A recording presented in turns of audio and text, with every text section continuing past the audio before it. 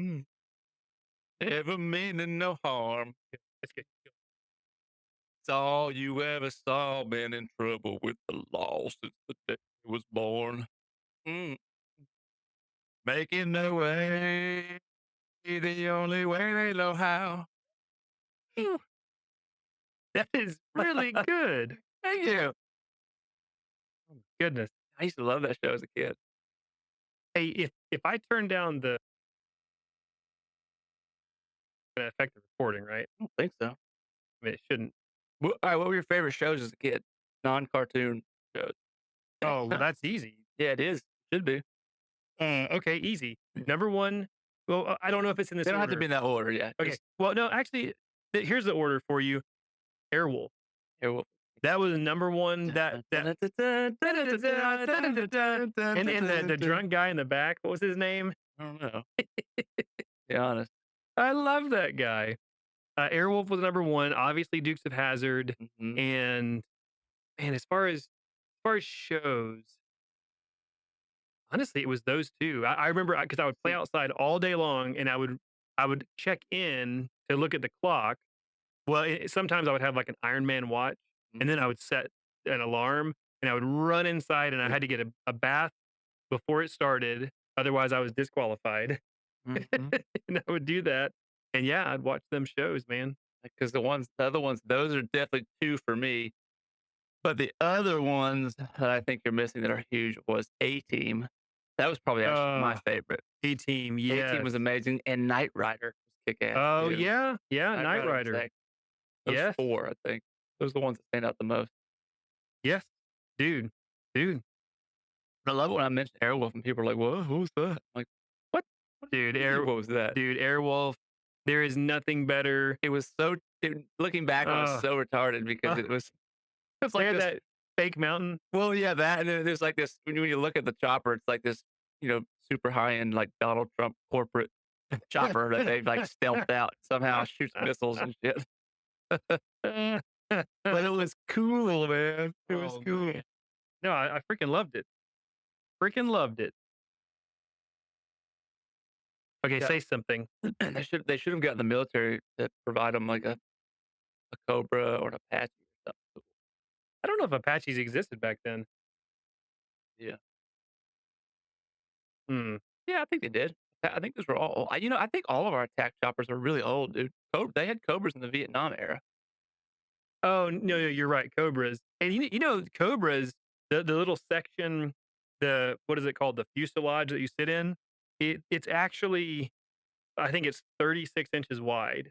That's how narrow it is. So it's basically like you're in there and there's probably like metal and like some components inside, but that's so narrow. Could you imagine that? Mm. 3 feet is nothing. Things are badass, Yeah, they really are. and they sound incredible. Yeah. Like, if you've never heard one before, when you hear one, because you hear a helicopter, they get that high pitch. Yeah. The Cobras are the exact opposite. They're like low, super Yeah. low pitch. They sound so Well, it's 'cause they just got the 2 blades or, like, yeah, basically 1 long blade across, yeah. and They so it sound fucking sick, yeah, dude. man. Mean shit. Take that, aliens, and your silent pussy ass spacecraft. Oh, man. Well, hey, welcome back. Yeah, We missed a week, we did. but we're back. Was it just a week? Yeah, just a Okay. week. Yeah. Yeah, it was. And in that week, some sponsors piled up, Yep. I was about to say. and, our phones were ringing off the hook Yep. because they're pissed, Yep. and so our sponsor for this week that won't stop calling me, and maybe after today will be good, is, soap. So that's right. Brought to you by. So So we do all the dirty jobs on your hands yeah, after you do dirty jobs with your hands. that's right. Yeah. Yeah. So Yeah. And also reminds me of our other sponsor, fried chicken. Brought to you by uh, Fried Chicken because we do chicken right. could we get sponsored by Chick-fil-A? Do we get sued Speak for just using someone else's slogan? probably. But this is fried chicken, not any restaurant. Oh man. I Chick-fil-A. haven't had KFC in a long time, Me neither. but Not a fan. I'm a fan. I just haven't had it in a long time. But it when I used to eat it, and if you add the biscuit with it, it's almost just it's like the biscuits are greasy somehow, They are and the chicken, super, super and too much, oh, man. it's good though.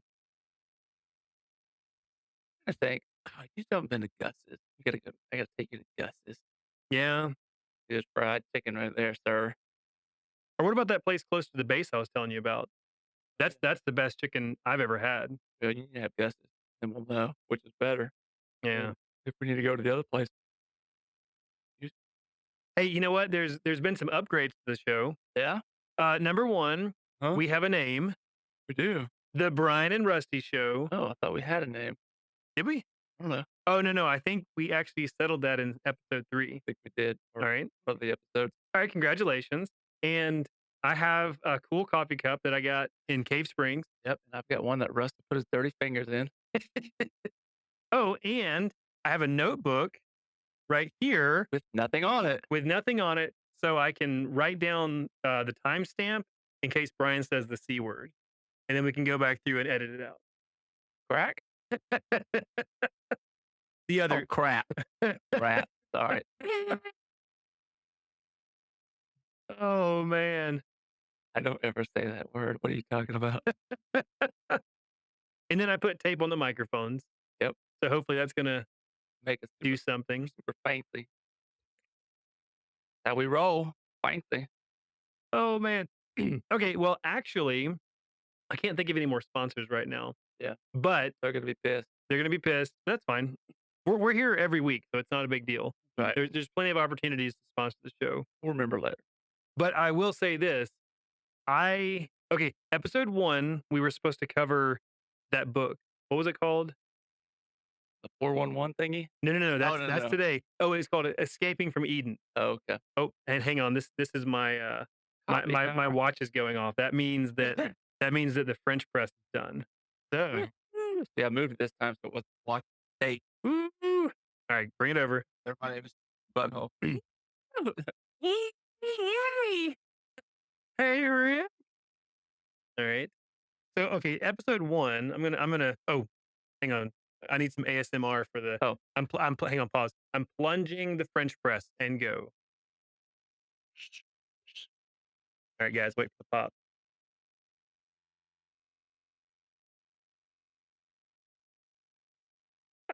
Idiot. If it doesn't pop, it doesn't taste as good for some reason. No, for some reason. Oh, and also, Brian, I'm pouring fresh hot coffee on top of my cold coffee. Yes, you are. Just so you Why won't don't you pour me some? just so you won't, get mad at me. That's good, right? That's it? I don't have any sweet there. Oh, boy, we gotta See, teach there you how to drink putting coffee. that French press in my brain. Oh, Still I'm on my glad you screen. noticed that. Oh, actually, our other sponsor is, no, that's That's good enough. perfect, is Gone Squatching. Gone Squatching. That's right. No, it's the, there's a museum up in Yeah. Blue Ridge. Yeah, It's I know. The amazing. big museum. What is it called? Gone Squatching. No, I think it's called the Bigfoot Museum. I think it's called Gone Squatching. Ooh, what if they sponsored the show? Ooh, that would be amazing. But they did, didn't they? Is that why we're talking about them? They sent me a sticker to put on my laptop. That's a sponsorship. Good enough for us. I mean, according to my laptop, we're also sponsored by the Flaming Lips and Kiss, And Dell. which is pretty bad. No, Dell pulled our sponsorship. Oh, We lost the Dell account. that's a shame. It was a good one. Something about episode 2, they just couldn't wrap their They minds couldn't around. handle it. Yeah. Oh, man. Maybe some different decor. Yeah. Yeah, we've hijacked my wife's studio. Um, sorry, you're not gonna get any information here about buying or selling houses. My apologies. And we're not going to tell you her OnlyFans, so don't ask. My apologies. No, okay, so episode 1, we covered this book, and honestly, I'll just be honest, and if you've heard the episodes, it'll be more than obvious. I didn't actually read much of the book. You gonna move the gaffer tape? And so I wasn't all that prepared. But today, and also we will go back and cover that book again after I read it and make notes. But I literally have 8 pages of notes from this amazing documentary called Missing 411: The Hunted. Ooh, it's amazing. Should we dive in? Let's do it. Really, I'm nervous. Is it now? Have we, drank enough coffee? Mhm. Let's do it. Okay. All right. So, Should we roll the, theme song for this episode? ooh, roll the theme song. Dun, dun, dun, dun, dun, dun. Dun, dun, dun, dun, dun, dun. Dun, dun, dun, dun, dun, dun. Dun, dun, dun. Hold on, I'm thinking how it No, goes now. keep going. Keep going. I forgot how it goes, man. Keep going, man. Dun, dun, dun, dun, dun, dun. For here, we are not afraid to follow Dun, the dun, dun, truth dun, dun, dun. wherever it may lead. Dun, dun, dun, dun, dun, dun. Thomas Jefferson. Dun, dun, dun, dun, dun, dun. Do you even know what I'm doing? No, I don't. It's like the Predator from the Predator thing. Oh, are you serious? Yeah. Uh, I was trying to think how how it goes after that. It's like dun, dun, dun, dun. son, you got a real nasty habit. Remember when he spit on his boot? I ain't got time to bleed. That's Carl Weathers. He's dead. Oh, are you You serious? didn't know that? Damn He it. just died Oh, a dude, he couple was weeks ago, amazing. 3 weeks ago. I love that scene where him and Arnold like meet up. They like do this, and their arms are like Yeah, it's just just roided bulging, out. Just, just well, oh, just dude, the perfect mix of chocolate and vanilla oh, dude, sexiness. he was, damn, I did not know that. Mm, First Jimmy Carter, I he just think. he was supposed to be appearing at some one of the big conventions. I don't know where it was. I don't remember what state it was, but and it was like a Friday night or something. I think he died of a heart attack in his sleep Oh, unexpectedly. Yeah, oh, but even that damn. old. He was in He his was early in, 70s, maybe. he was like my childhood. I feel like he was in everything. He was in Rocky, Yes. Predator. Way more. We should look that up. Oh, I can't think damn. what else. Damn. Okay. It's Well, the original Rocky. that's a real, Kicking the nuts. it really is. Yeah, I know. Oh, sorry, Yeah. guys. Rest in peace, Carl. Well, okay, but there's a reason that Brian brought up the Predator, and I'm going to save that for the last. But I'm telling you, this, okay, where this is going, and I haven't even introduced it yet, but where this is going will blow your minds. All right, let me introduce Mr. David Paulides. Okay, he's not in studio. He's not Wait, actually my he's not part of this this thing because we don't have that kind of stroke. But he's a former police detective, I think, out of somewhere in California. well, we do, but he's too small time for us, so we didn't want him on. Yeah, Tried to he's get been on. calling and calling, and Yeah, we're just I'm ignoring like, him. Dave. We've seen the documentary. That's all we need. We don't need to talk. All right, so basically, huh? That would be amazing to get somebody from that Oh, it'd be to actually amazing. talk to. Oh, I Oh, know. wouldn't you love to actually ask Yeah. questions? Oh, yeah. Yeah. So, well, and Dave, he's a former cop.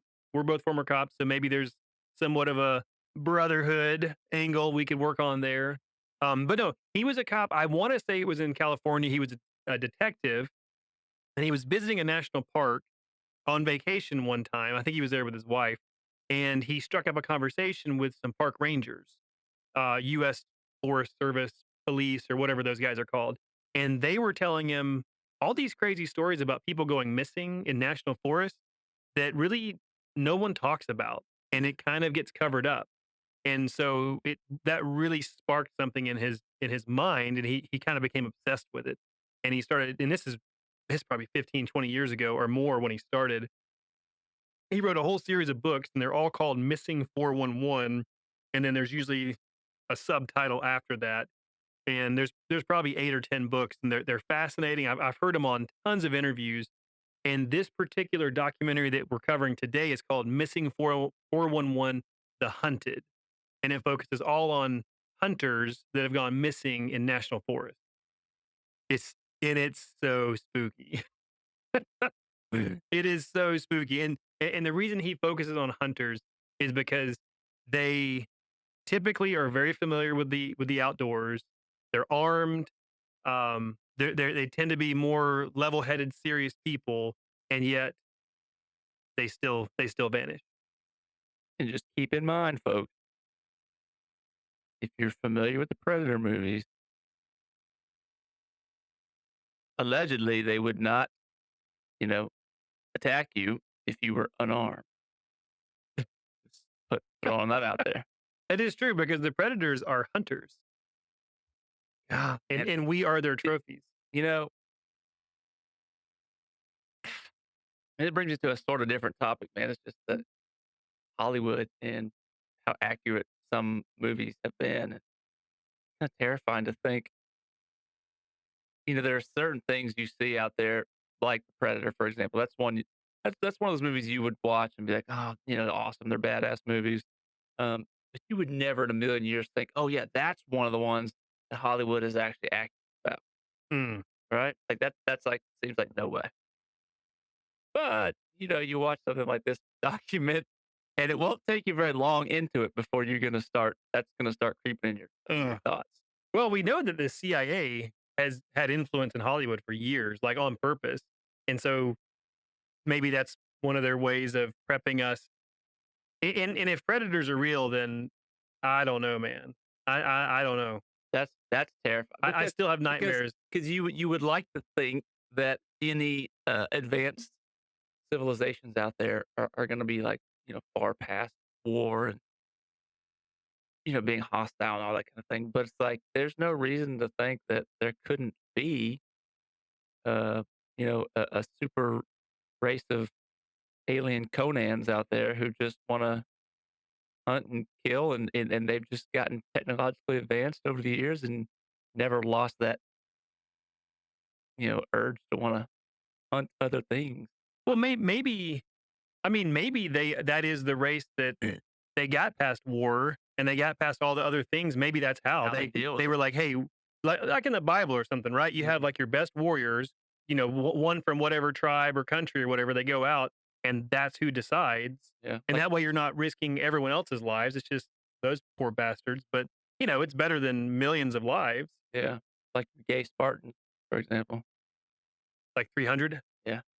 You know the real story behind all that? Mm-mm. Like the Spartans? No, It's funny because it's untold.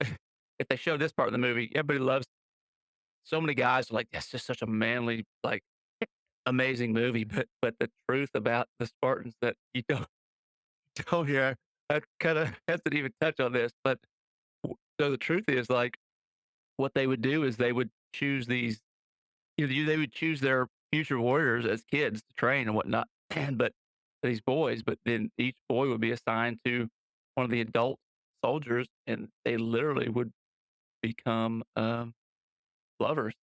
And the whole oh, premise behind it was and this actually kinda makes sense in a way.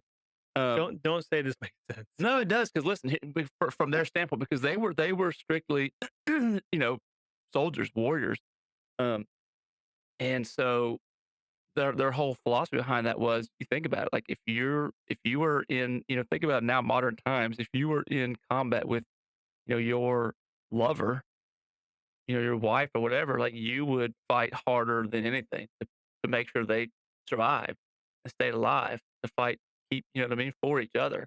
That was kinda part of the whole idea behind that, Wow. and that seems crazy, but, like, apparently that's actually true. Well, which is funny because that supposedly the U.S. military, the reason they don't allow, unless it may have changed now, but they would not allow women in combat roles is for Yeah, that reason because they thought that men would have like this protective instinct that would take over, and as opposed to yeah, they might break protocol or they might do something they shouldn't do to protect them, as opposed to probably just true, yeah. treating them as fellow warriors. I don't So know if that's true or not, but yeah, so, I mean, imagine if they had done 300 more accurately. the 300 documentary. That would've been interesting. No, I did not know that. Like, when that dude banged Leonidas's wife, in reality, he probably wouldn't have cared 'cause it wasn't his little soldier dude. Sorry to crush everybody's spirits. They were still badasses. I heard an interview with the guy that did that, and there was no CGI for the people on that movie. They were all that jacked. Oh, yeah, they were. No, it was, Snyder that did that. Yeah, Zack Snyder. people just assumed that there was they somehow enhanced their abs or whatever, but it's Did you like listen to no, that Rogan podcast? a He was little on bit, recently, yeah. yeah, a little Yeah, they bit, and talked that's about 300 yeah, and how he said that what did he say? I think he said that in almost or pretty much the entirety of that movie was shot on a green screen yeah, studio, yeah, which does make sense because indoors, it looked very yeah, artistic, but it looked cool, but yeah, it definitely didn't look realistic. man. All right, hey, let's jump into Or one more. let's jump into our first case here. Let's Ready for do it. this? Let's do it. All right, I'm gonna set the scene for you. All right, this is upstate New York, Albany, New York, which I think is considered upstate, right? I've never actually been there, Yes. but I know it's beautiful up there. Okay, this Yeah. happened in 2015, November of 2015. There's the victim's name, or I guess I didn't missing realize it was person. that recent. Mhm. Yeah, some of these are It's even been more a while since recent. I watched this, but, like, okay. Yeah, there were some even more, but this is 2015. The hunter name was Thomas Messick. Okay, and something that David points out before he gets into this case is that the FBI in general will not get involved in missing persons cases. They just don't do it. That's against their protocol.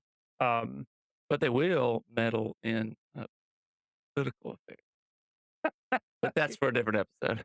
mm, that'll be episode 19 or something. Good old FBI. Okay. So, all right. So they don't get involved in missing persons cases. Okay. So Thomas, he was 82 years old when he went missing. He was a former Army Airborne Ranger and avid hunter and outdoorsman. And he taught local hunter safety classes. Basically, it was a small town and everyone knew him. Wait, this is the old guy, right? This is the old Yeah. guy. Yeah. This is Thomas Messick, and he did have a bad eye from, some gunpowder exploding in his face at one point in his life. And I don't think it was like a war injury. I think it was something that happened, just in his life. He was a outdoorsman and hunter, and I guess he was doing something with gunpowder and it exploded. Like I'm in court. Like I want to say, "Objection, Your Honor. It's irrelevant."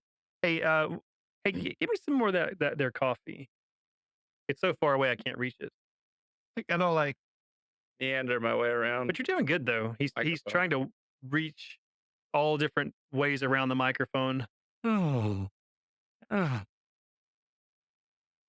and it popped. I always stops. I don't know why. It's awesome. That means it's that means it's ready. I mean, Oops. okay. The I just microphone I popped. just dinged my microphone arm. Sorry about that. All right, so this is fall in upstate New York. It's beautiful, and they go to an area called Brant Lake, and they have a like a family hunting cabin, and it was Thomas, his son, and then some like various friends, and they went up there for a week long hunt. Outdoorsman and hunter, and he's really well known in the local community. He teaches all the hunter safety classes, Yeah, like, and basically him and his sons had been hunting his whole life. exactly that's like He's been their an avid lifelong hunter. We'll just leave it at that. exactly. So in other words, what we're trying to say is he was experienced, familiar with, the territory. It wasn't like he, was some new hunter who didn't know what the hell he was doing. Yeah, he was no city slicker, Yeah, and he didn't have any dementia or Alzheimer's or anything. right? But he did have a disability, which will come up later, and it was that bad eye. He had injured his eye with some gunpowder somehow at some point, and so he didn't have a lot of vision out of that eye, but his other eye was fine. All right, so they had a hunting cabin on Brant Lake that they sort of all owned together. It was this huge house in the middle of nowhere, and so it was Thomas, his son, and a handful of friends, and they were staying at that cabin for a week long hunt. And so towards the beginning of the trip, they were running sort of behind on schedule, and so they chose to hunt on a road called Lily Pond Road, and it was supposed to be a very quick hunt, and it was basically like the last thing that they did that day, and they were going to go back to the cabin and hang out and do whatever they do, and then get up early the next morning and hunt. And so they drove down this long road, parked at the lake, and then there was a handful of older guys, probably all in their 70s and 80s. Yeah, I think they were friends of his. Yeah, exactly. They were friends of his. There's probably four or five of them, and so they basically walked down that road they had just driven down, and they stopped in 100-yard increments, roughly 100 yards, so they could see each other, and they were spaced out evenly. And then the younger guys sort of continued down the road, and then went into the woods and sort of like flanked. They kind of did like a U-turn, and so that they would scare any deer back towards the older guys, right? And so the older guys were on this road in 100-yard increments, and then just sort of the plan was to walk into the woods about 30 yards. I mean, it's not that far, just inside the woods, and just sit down, right? And they were just gonna wait to see if the younger guy spooked any deer. They could flush them out. Exactly. So, everyone involved had a rifle, had, ammunition, obviously, and they all had walkie-talkies, everyone. And again, there's someone on each side of Thomas. Well, no, actually, I think I he think was he was on last the in end. line. He was on Yeah. the end. So I think his buddy Sid was next to him, and he was on the end. Alright, so they walk into this in the wood line and sit down, and, the younger hunters are gonna go, um, try and flush the deer towards them. Now, Sid, Thomas's friend, in the documentary, he mentions at some point during the hunt, and they were only in there about 2 hours, he hears a weird noise, and he said it was well, okay, he actually would only say it was a weird noise, and he wouldn't really elaborate on that. His son later, and I'll get to that, when we get there, his son goes into more detail because Sid told his son about it later. So a weird noise was heard, but no deer, right? Nothing was seen. Everyone comes out back onto the road, and the younger guys come through also, except there's no Thomas. And so they're obviously get worried. They go look for him. They're calling his name. They can't find him.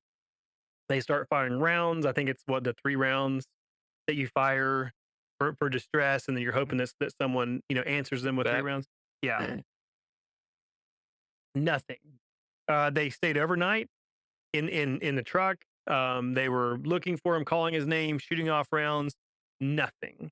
And so the next morning, one of the guys goes back to civilization and gets a hold of like a ranger or the local police or whatever, and a huge search is organized.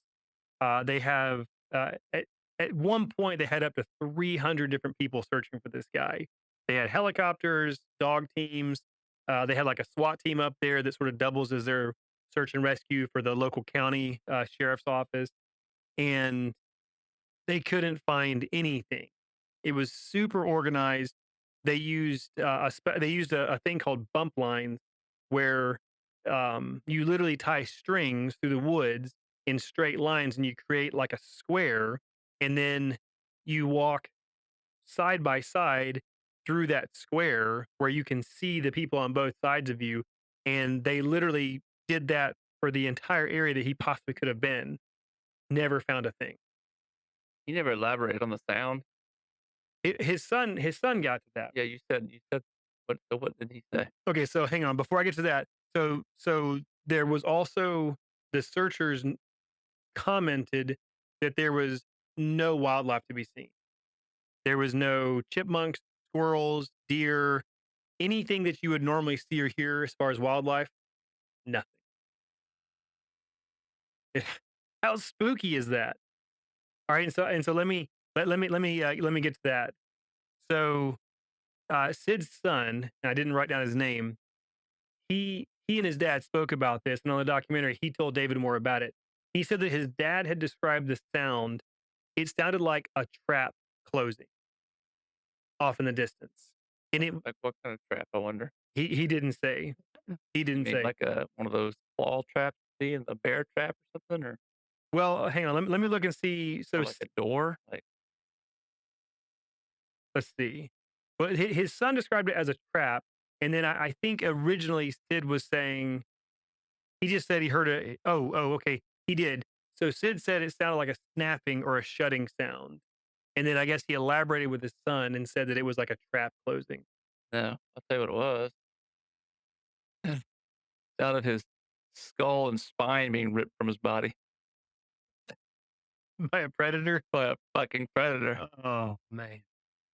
Oh, Imagine if they found, like, his skinless body hanging from the tree or something. but yeah, don't. But predators don't. They take the body with them. No, they just took the skull and the spine, Yeah. remember? So if Like it, it was their trophy. yeah. But so if it wasn't, so we would because in all these cases, and there's other books that he's done, and they're even more sad because a lot of it has to do with kids and stuff that is just too sad to even like read and talk about. But most of the time, either nothing is found ever at all, which defies logic, or um, or the person is found usually naked, in a place that's been searched many times, and they just sort of appear there. Naked?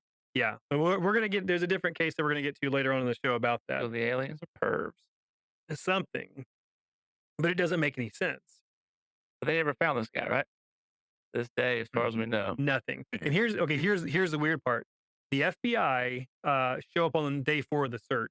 And again, they don't do that. That's not something they normally do. They spoke with Tom's wife, and they would only say that at this point he's officially missing.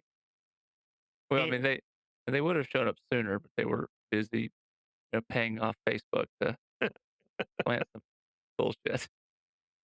all right, Sorry. but they did admit to her that something wasn't right about the situation. They said obviously something's going on here. We don't know what. The FBI said this? Yeah, the FBI said this. They said, "We don't know what's going on. He's an officially a missing person in something. There's certainly foul play, but we have no idea what." And then David tried to follow up with them, and many times, and he could never get an answer.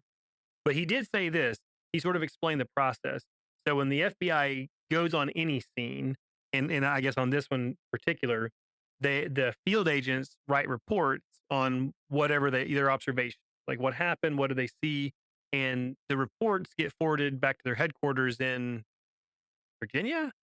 Where's the FBI? Think so, yeah. DC, Virginia, wherever. Virginia, DC, I don't know. Yeah, in Yeah. that area, and obviously they have a huge team of analysts that go through the reports. They have all their behavioral analysts and everything else that look through all their reports to try and establish patterns. And so that's basically what happened here. It was like it was passed up the chain, but they wouldn't really comment on it officially. I wonder were the, field agents Mulder and Scully? I wish that's Hell, the other it show. does make you wonder, right? Does because I've heard that the FBI that the whole X-Files thing is a real. I don't know if it's really called X-Files, but the FBI does actually have or has, at least at one point, Are you had serious? yeah, where they investigated, I don't know what they call it, like strange phenomenon or whatever. Oh, that'd be Yeah, that's amazing. was a real thing. That's how that show got started. Oh I don't man. know that it exists anymore, though. I think it's not something I can't remember. I've heard that talked about before. Or they closed that unit and started a new one called something else that you never think. It's like called the Orange Juice Squad or something, and Yeah. that Yeah, way you the Men could in Black. that way you could that way you couldn't do like a FOIA request because you have to name specifically what you're looking for. You just can't go fishing. And so if it's Mhm, called something dumb that you'd never know about, then it's like you can't ever do a FOIA request. mhm. Yeah. I'd love to see all the hidden documents on shit like that, classified documents. Case man, imagine getting a hold of those and doing those stories. Uh, well, I wonder if it would even make sense though, because everything is so compartmentalized that within the government you have to have the clearance and the need to know, right? And so I'm sure not that they would talk, but there's plenty of people that know some crazy shit that would blow your mind. But even they only know Some of it. parts of it. Why we need to get that super advanced AI to get in there and get it all. Oh, Get it all yeah, but before they create the Terminator's preference. yeah, but I bet you a dollar a lot of that stuff is not computerized. Yeah, because think about it. How Especially older stuff. Why would it be? Yeah, well, because it's so vulnerable. Like a parent. I don't know if this is still true, but apparently for a long time, all of our nuclear like arsenal and all that technology is like it's too old to even be integrated with the internet. It's like DOS or something. Well, It's it's potentially. yeah, exactly. That way, you can't hack it. You Well, can't. allegedly, that's what they say. Yeah, Who knows if that's really true anymore? or it's just the government like so far behind. Probably what it really is. No, I mean, yeah, it makes sense. God, I hope there's no way to launch them Ugh. via computer, but supposedly it's all yeah, like has to be manually done. That way it can't ever be hacked. Which, yeah, I believe that's true because I can't. I mean, there's no way that our military is that stupid, It may make or sense. anybody's for that matter. Lex Friedman had a guest on talking about nuclear holocaust recently, and it was terrifying because basically it was there's something like 30 seconds or maybe like more like a minute that when our satellites detect, because we don't really know you don't really know when someone's firing an ICBM. We have satellites that detect the exhaust from the rockets, but you don't really know, is it a scientific thing? Is it North Korea trying to kill everyone? Is it who knows? And so you just detect, hey, an ICBM just launched. And so basically, I might be off, but I think it's around a minute before it's too late. And so it starts this like chain reaction because we have a policy that we're not going to absorb the hit first before we respond. And so basically, once we confirm that there is a nuke inbound, all of our nukes are outbound. Like, how do they confirm that? Yeah, Sure. exactly. Make a No, mistake. exactly. There was an And incident in Russia like that. I can't remember when it even was.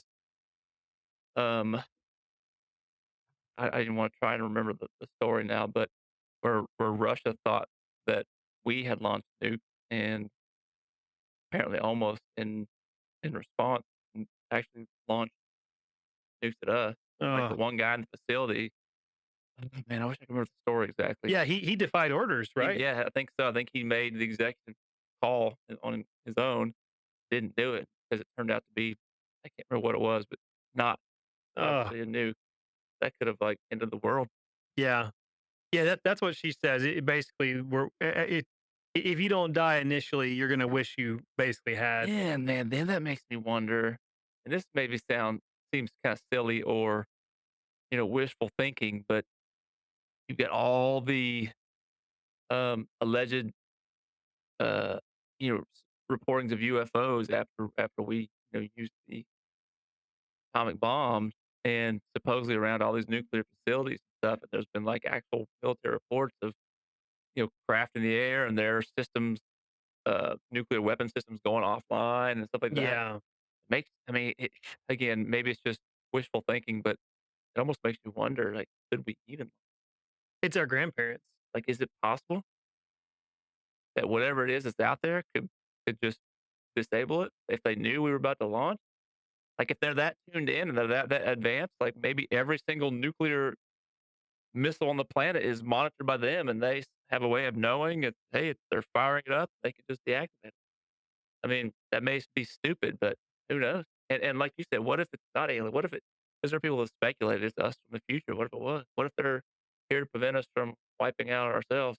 Could be God, it's crazy, dude. fucking bananas.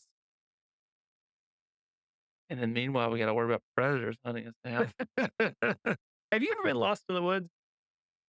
Um, not really. Well, I remember when I was a kid, we lived in Tennessee, and I was at a buddy's. His like and everybody in Tennessee, like where I lived out in a rural area. It's Rural. a rural area, and I was at a friend's house. He was kinda in the rural mountainous area, and we were out playing. We'd wandered way out in the woods for a little while and couldn't exactly figure out where we were. We obviously found our way back on our own, but that's the only time I could think that we were legit lost a little bit. But you're with someone. Yeah, another kid my age. We were probably, but that's the crazy thing, right? Because I don't even know, like, I left Tennessee, I finished 4th grade, so I couldn't have been any more than 8 or 8 or younger. Oh, wow. And but back then, it was no big deal for Yeah. us to wander, and No one thought twice about that. now it's like no freaking way I'd let, if my kids were that young, I'd let them go roaming out in the woods like that. Yeah, no way. It seems crazy because we did it, and we were fine, Oh, yeah. totally fine. Maybe the world's different now. But is it? I mean, really? Like, what's changed? Why? Like, especially if we were the ones out doing it, you would think we, as in our generation, would be okay with our kids doing it, but it's not. Like, the thought of that to me terrifies me. Yeah. Like, did our parents just not give a shit? Because I don't understand what's the difference. Why? Well, you know what I mean? What's so different about them versus us? Because they were the same way. They were out doing the same thing at young ages. Yeah. So it's like they had that same mentality going forward. But why did that not transfer with us? I don't know. Oh, That's something no. I've always pondered, and I don't have an answer because I have no idea. It doesn't really make sense to me. Good question. I got lost one time. I spent when I think I was in middle school. It was before high school. So I was probably 11 or 12ish. And I used to spend summers in Boone, North Carolina. My aunt and uncle lived there. and my uncle owned a pawn shop downtown. Uncle Wilbur. He was the coolest guy ever. Sounds like a made up story. No, he's he was like a real life Yosemite Sam. Was he? Yeah, huge mustache, just a r coolest, nicest guy. But anyways, they lived up on a mountain outside of Boone, and up there, there's a lot of woods out there, and they have like black bear and rattlesnakes and all this crazy stuff. And I don't know where I'd heard this, but back then I was like super into like snorkeling, and I wanted to scuba dive, but I wasn't didn't have the ability to get certified. So, but I would snorkel, and I had like a dive mask and fins and stuff. And whenever I go to the ocean or whatever, I'd go as deep as I could to go explore, holding my breath. And so somehow I heard that there was this huge lagoon way out in the woods behind their house, and they lived on the edge of basically nowhere. I mean, there was just nothing around them. And so Wait, pause. Is it just me, or does Yosemite Sam sound suspiciously similar to Mr. Poopy Butthole? hey, could I have a little bit more of that coffee? I'll split it with you. Good. I don't want any more. Are you serious? Everything to put in it. I don't drink that shit. Okay. Psychopath style. Okay. So at some point, we're gonna actually get a real life sponsor, and maybe the first thing we'll do is we'll buy like a little mini fridge, and we can have all your frou frou Yes. cream and sugar We're down gonna here. get either a coffee company or a cream and sugar company. Cream company. How about a sweet cream Brought sponsor? to you by the Cream Company. Sweet cream that I can't think of a brand offhand. What's that brand that's like Cold Stone no, Creamery. there's like a huge brand. It's like probably the biggest creamer brand. They got all the different flavors and Nestle. oh, I can't think of it, but it's all, dare I say, garbage. I wouldn't drink it. It's full of chemicals, artificial flavors. Everything's full of chemicals. Yeah. Well, that's why I only drink the organic half and half usually. Oh. Yeah, with my and a little bit of organic sugar. Yeah. Anyways, Anyways, your story. so my The story. lagoon. Okay, so there's allegedly this lagoon way out in the woods, and so one day I just throw all this stuff in a backpack. I like food and water, and I'm sure I had a knife because I was obsessed with knives. And I threw Yes. my dive fins and my dive mask. Wait. You were gonna go dive in this lagoon alone? Yes, You're fucking crazy. yes, and it did not even occur to me that that might not be a good idea. How old? That's probably 11 Okay. ish, 11 or 12. And so I just take off. One morning, I'm just like, all right, see you guys. And vanish. I walked for hours because I had a general idea of where it was. And I can remember my uncle had told me like, "Hey, don't go too far because there's actual for real bears out there, Yeah. and bad things that would try and eat you." And I was like, I remember hearing that, but for some reason, it didn't actually keep me from going to find the lagoon. It just Yeah. sort of occurred to me later once I realized I was lost. Yeah. Right, and so after like maybe half a day of looking, I realized that I was hopelessly lost, Yeah. and then I started to, like, panic, Mhm. and yeah, I literally spent I don't even know, I know I was gone all day. I probably left in the morning, and it wasn't until and this was during the summertime, so it wasn't until basically nightfall that I made my way back. I Jesus. was Did you ever hear this sound? No. No, thank God. No, you wouldn't have I wouldn't be here if I had. Jesus, can you imagine? I would shit myself right there. What would be the point in running? You can't run from those guys. No, they're like monkeys in the trees. Fuck, Oh. dude, that's terrifying. I got cold chills just thinking about it. That sound is so I creepy. I had nightmares when I watched The Predator when I was a kid, Me too. and that scene where Arnold lays in the mud and he hides, he like loops his arms and legs through Yeah, he all the gets out of the roots. water and he thinks he's safe, and all of a sudden he sees the splash behind him. And he's like, so he starts fucking crawling in the mud, and Ugh. he's like, and then he turns over and he's like crawling backwards, hiding in the trees, and he's covered in mud. And that's Yep. and he realizes that they couldn't see him. Oh, man, 'cause the vision's based on heat. I wonder that probably wouldn't really hide your heat in it. I don't think it would. It had to be a lot of mud. Yeah, I don't think that would. Works for him.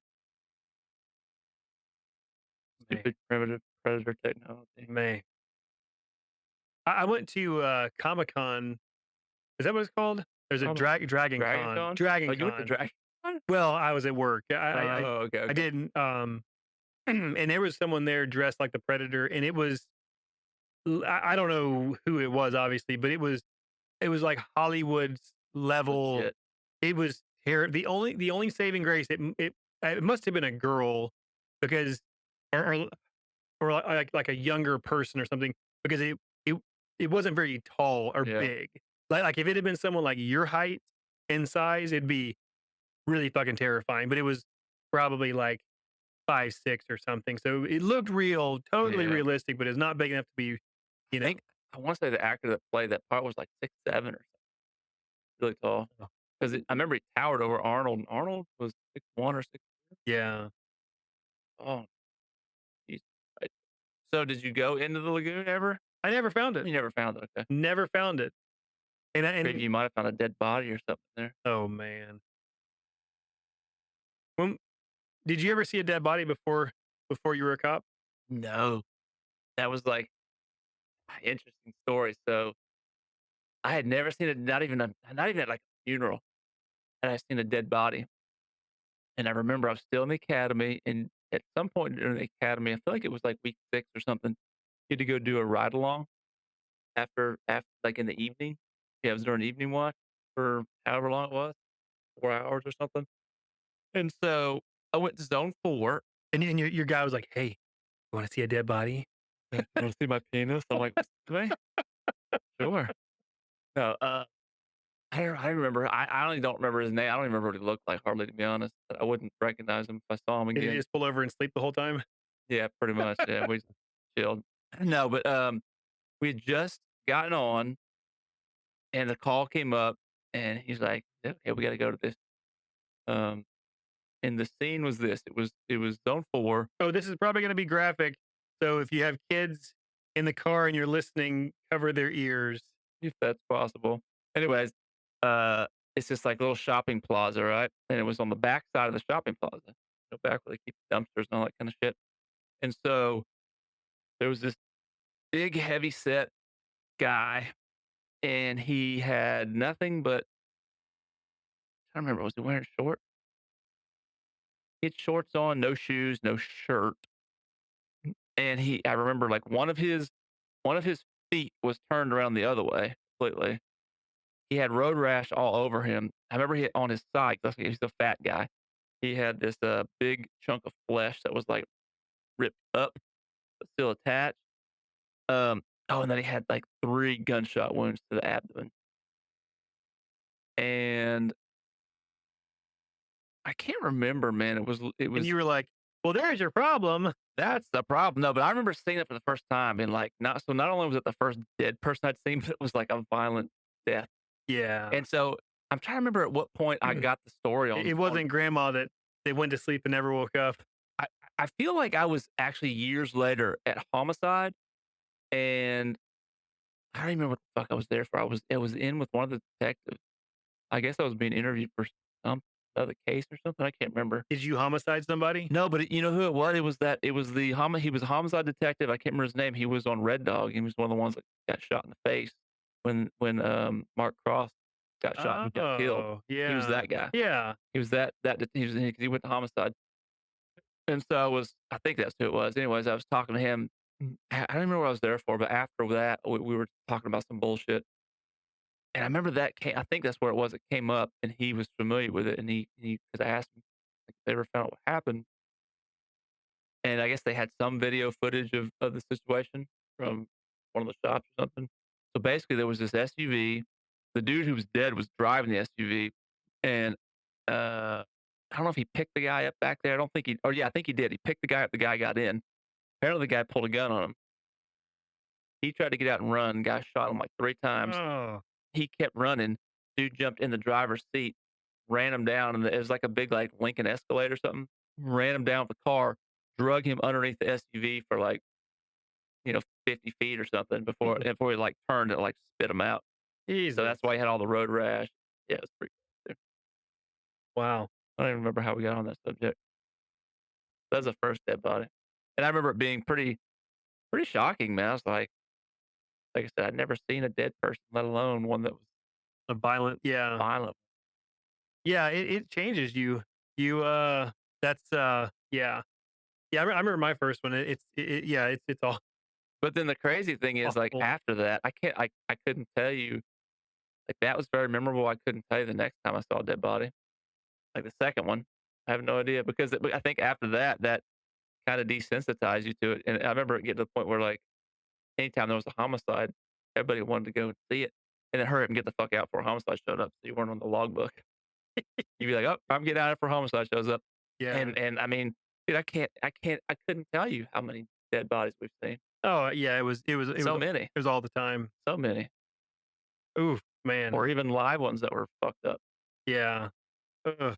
or That pictures that guys took that you couldn't get I to show you. Because I remember a specific officer whom I won't name who loved to show pictures of yeah. fucked up situations. Yeah, I never that's something I could never do. I was never taking pictures of that stuff. No, There's I didn't really have a me I had we had Yeah, flip phones yeah, we had for a the flip most phone. part back then anyway, so it didn't. Like now, I mean, now if I was policing and I had an iPhone with a great camera, it's like, Yeah. no way that shit's gonna go home with me. Mm-mm, I Like, don't want ugh, that shit. yeah, there's no way. I remember this kid, man, I got a call. Hang on, is this gonna get super dark? No, it's not get super dark. It wasn't a homicide, but there was this young, probably 14, 15-year-old kid. Um, I feel like I don't remember how the call came up, but anyways, and it was I feel like it was all over maybe the bluff, but it was crazy. He because he was totally fine, but he had gotten shot, um, like in the backside of the arm, and the bullet was protruding. It was still in his arm, but like you could see it like pushing the skin like that Oh, yeah, I was for the stuck. people on the camera. It was Yeah. so gross. I was like, I wanted to touch it, but I was like, "Nah, pretty You nasty." just gotta pop it. I just wanna a small incision, just pull it right out. I mean, I'm sure it wasn't hard to remove. No, that's all they did. Pretty gross, but Man. yeah, Yeah, I guess that could probably be a whole different episode, but I don't know if anybody wants to hear that probably. because I'm sure we somebody have would like to hear that. a No, we million need to do a stories. episode like that Oh, and just reminisce about shit because there's so many things I don't remember. yeah. Well, and But like once we get to what talking, I'm it's gonna saying, it opens the floodgates. yeah, because there's been times we've been sitting around the, campfire, maybe like Scotty and some other Yeah. guys, and somebody will bring up a situation and, you know, you're like, "Oh, yeah, I remember Yeah, it's that," like, but you "Oh, completely forgot yeah." about it. Yeah, man. So I never found the lagoon. I think we got on dead bodies from Where there. was this at? What state? Is that here? North Carolina. Oh, maybe we need to go find it. Ooh, I could probably track down their old house. Wilbur passed. Actually, I was still in zone 1 when he died, and, they tried not to let me go to his funeral. Oh, so they found his body. Um, yeah, I remember he passed and they were like, "No, you can't have off.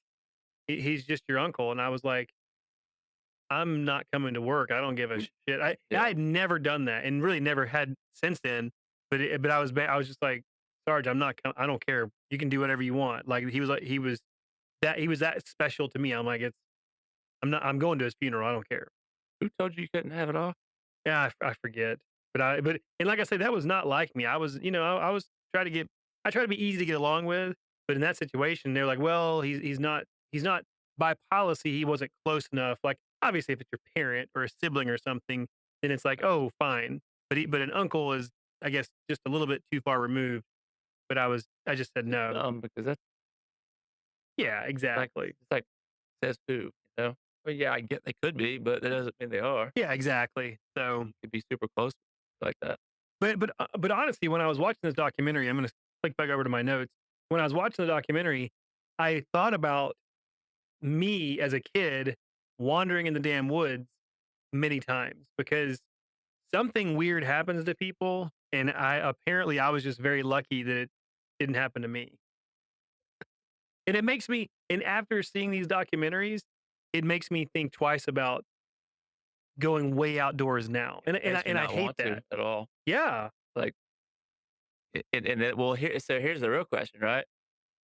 Let's say, like, we got a wild hair up our ass. We're like, "Dude, let's go, just me and you, backpack. We're gonna go out hiking somewhere in the mountains. We're gonna hike all day and just camp out that night, and then we'll hike back." Like, that thought now, after introducing this information, is kinda terrifying. So, because then it's like, well, on one hand, you'd feel kinda better if you were armed, but then with this whole scenario, it's If it's like, a predator. would you feel better? Wouldn't you feel better if you're not armed? What do you Oh, do? okay, well, here, let me scroll down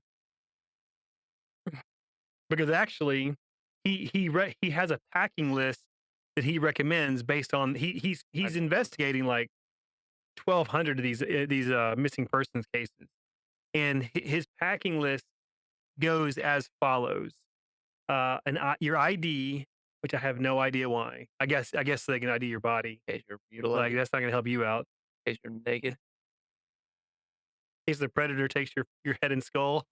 and leaves you naked, Okay, extra water, a large trash bag, which apparently the keep stuff dry, yeah, well, apparently that and and all you kinds of things. Yeah, keeps you dry, keeps stuff dry. technically boil water in it, believe it or not.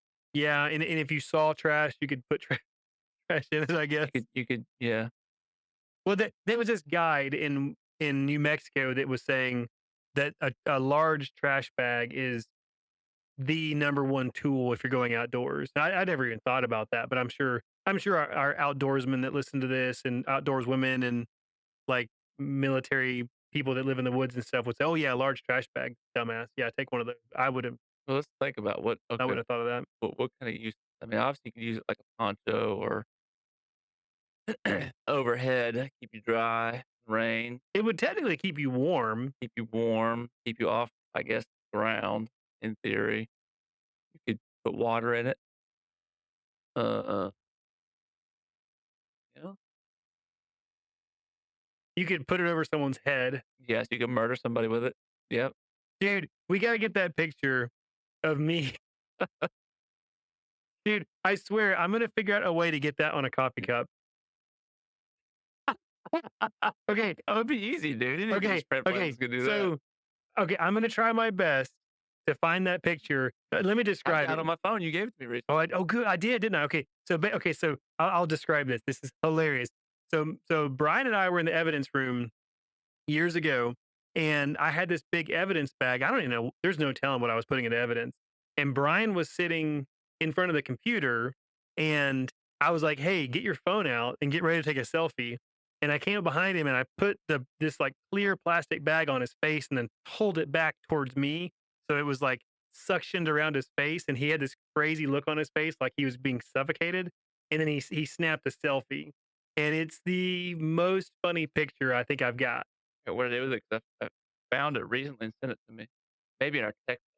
Yeah, it must be on my computer somewhere, but Before I saved it. maybe that could be the thumbnail for the episode. That would be funny. That would But be a but good there's one. gotta be a way, there's gotta be some service that where you can upload that and put it on a coffee mug. Oh, dude, I guarantee 'Cause you, any of those printing services, Snapfish, oh, Vistaprint, dude, Shutterfly, I'm doing it because that is the you can funniest. do yeah, that's an easy all day thing. They can do that. You can order mugs from them and print whatever you want on 'em.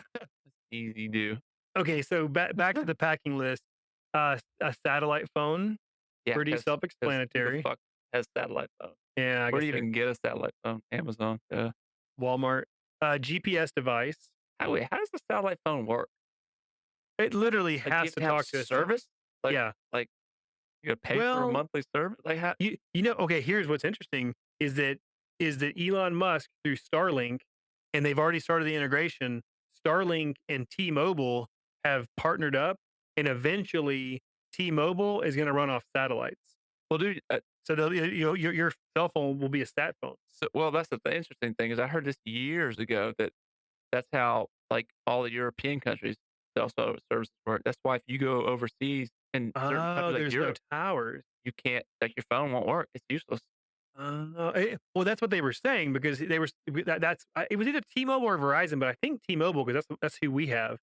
Sweet. Because that's what they were saying. Like, well, if you have this service and you travel overseas, you're good. It doesn't matter. That's amazing. Okay, so then And it worked.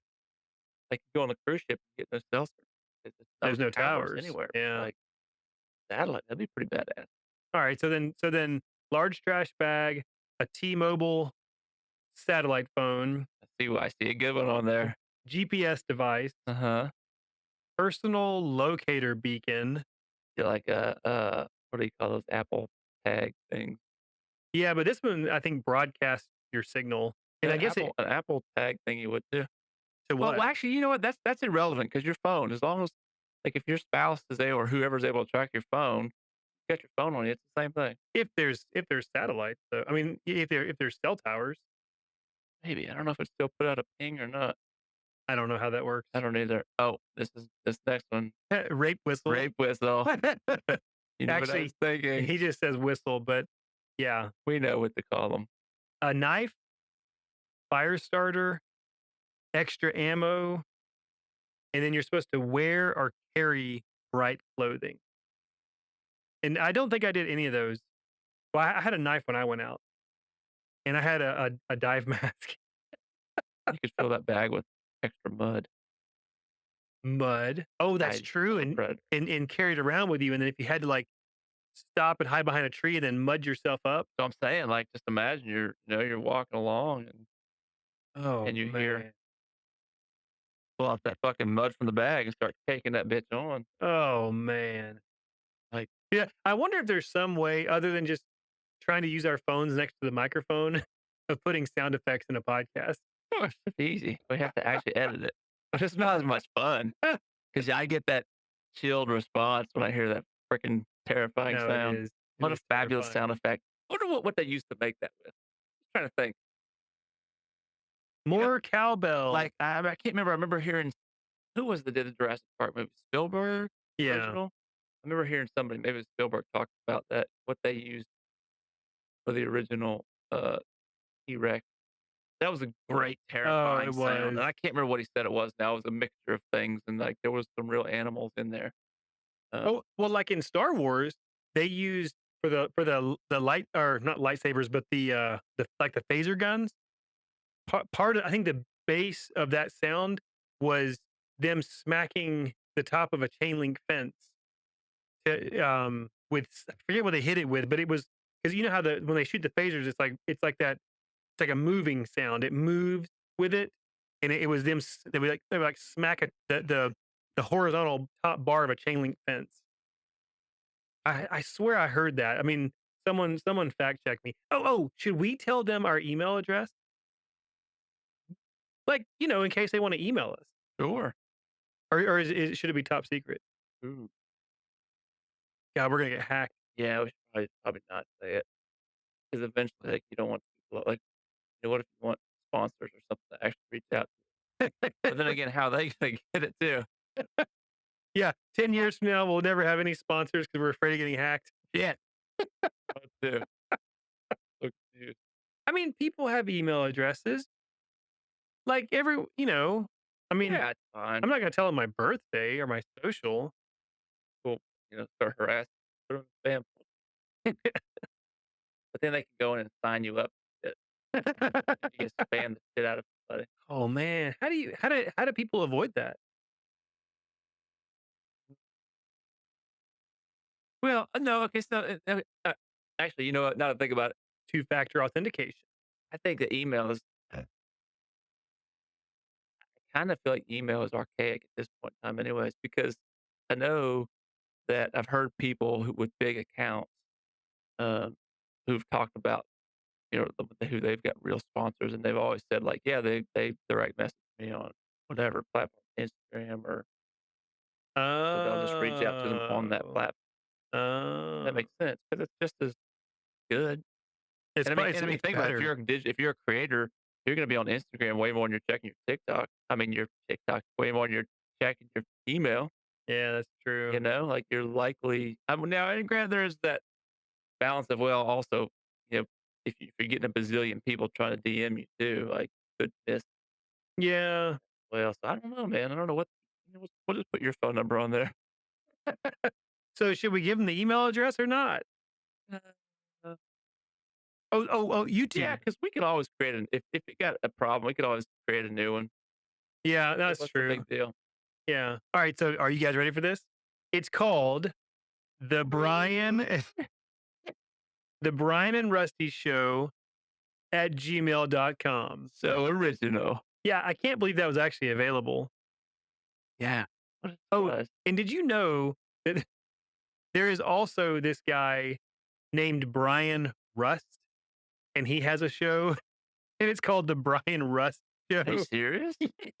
What the it Because I was searching for hold on, where's hours. he on? I wanna look this up now. Is he He's on on YouTube? YouTube for sure, but he Or maybe something I'm else. gonna lose my sound effects if I do that. Well, just believe me when I say that it's real. I believe you. So so what do you think they used to make that sound effect? The Predator one? Yeah. Let's listen one more time. Ready?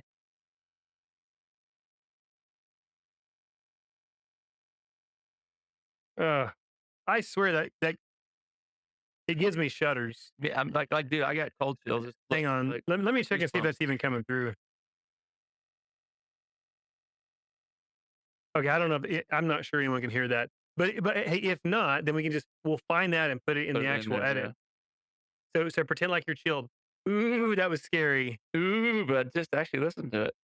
I don't know, it's definitely a rolling is there some type of a rolling sound and a Well, clicking okay, sound? And then there's there's this a like, it could just be a person doing that part because one yeah. of them Well, there's this box that they use, and you wind it, and it makes the clicking noises like in an orchestra. yeah. And I'm not sure what it's called, but I guarantee you that's that clicking noise that Yeah, you because hear. it sounds like somebody actually, like, if you were running a pen across something like this, They used this table. you know?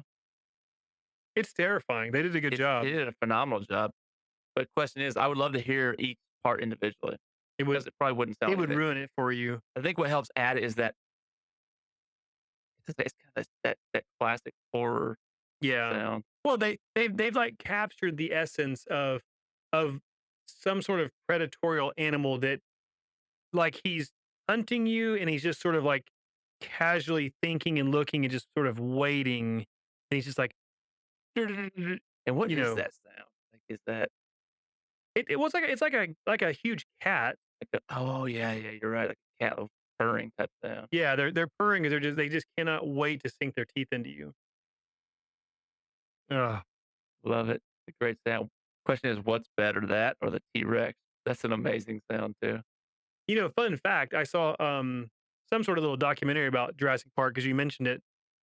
And they the scene towards the beginning when Malcolm, I think Malcolm's already hurt, and he's in the back of the or no, I think it's before that. They're all in the cars, and you see the cup of water, Yeah, the and string, the first string. is that what they used?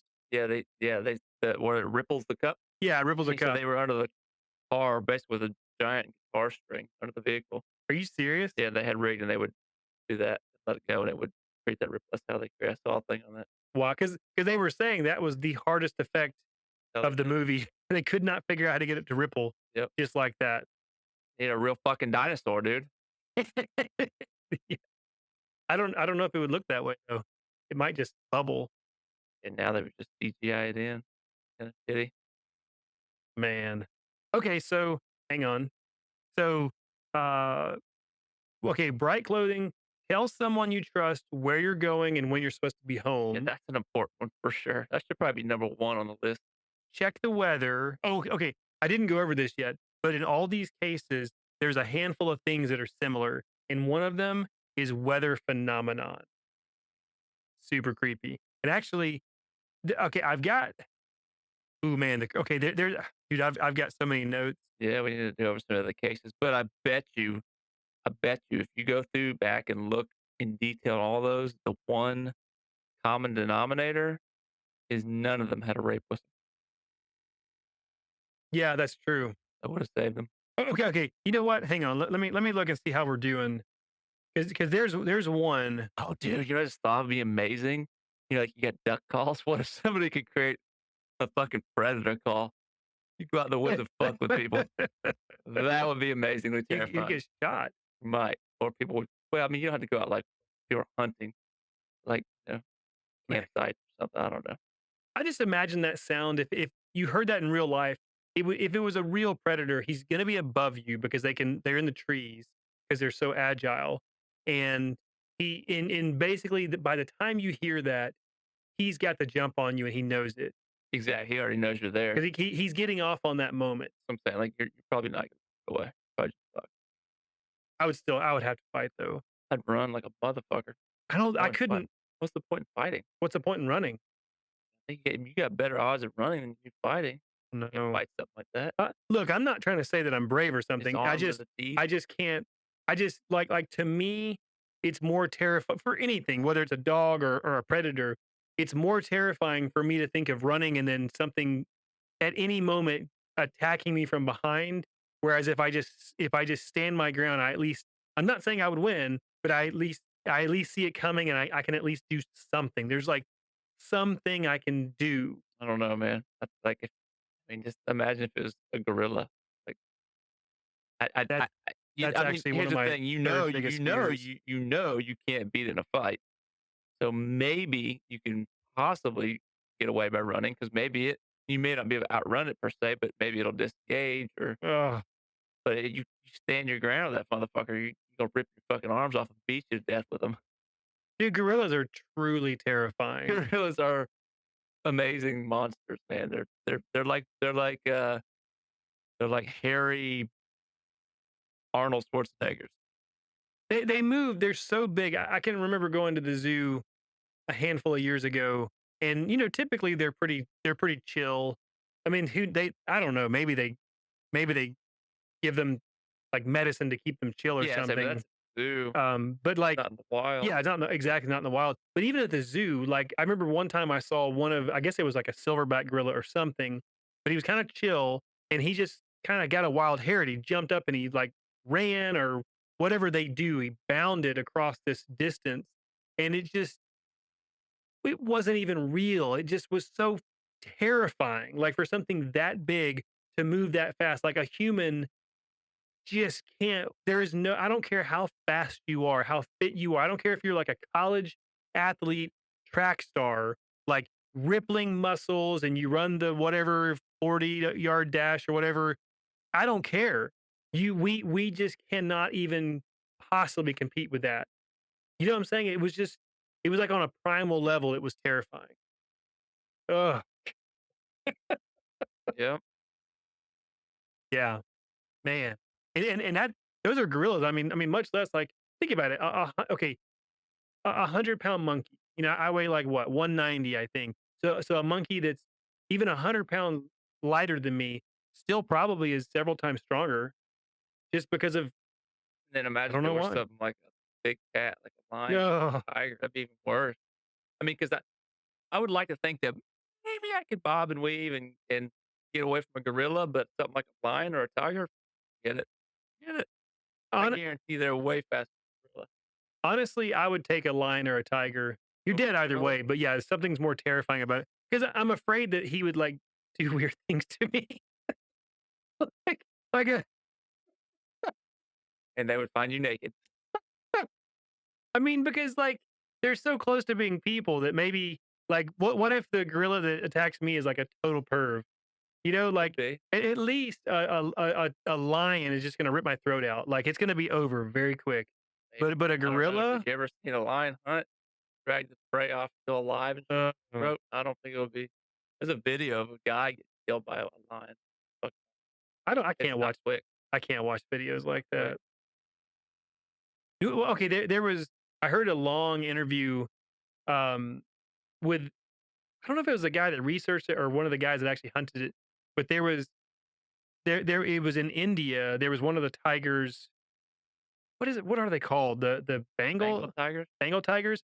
But it basically became a man-eating tiger. I don't know, like, sometimes they just go crazy like that, and there's this special hunter that they brought in because no one Hmm. could the people that were going out to try and kill it were getting killed, and they were might have been a book about it, but he was describing that they moved so fast that like, there's just no reaction time. If you have your rifle up and ready, like, unless you know what to look for and you're highly trained and highly skilled, the speed that they can go from, like, I guess they're crouched and they're ready to pounce, and the acceleration is just our minds can't even comprehend. He's like, it's basically a blur and then you're dead. And he's like, the only saving grace is that they hit your throat so fast that you're done. I mean, you still have to bleed out.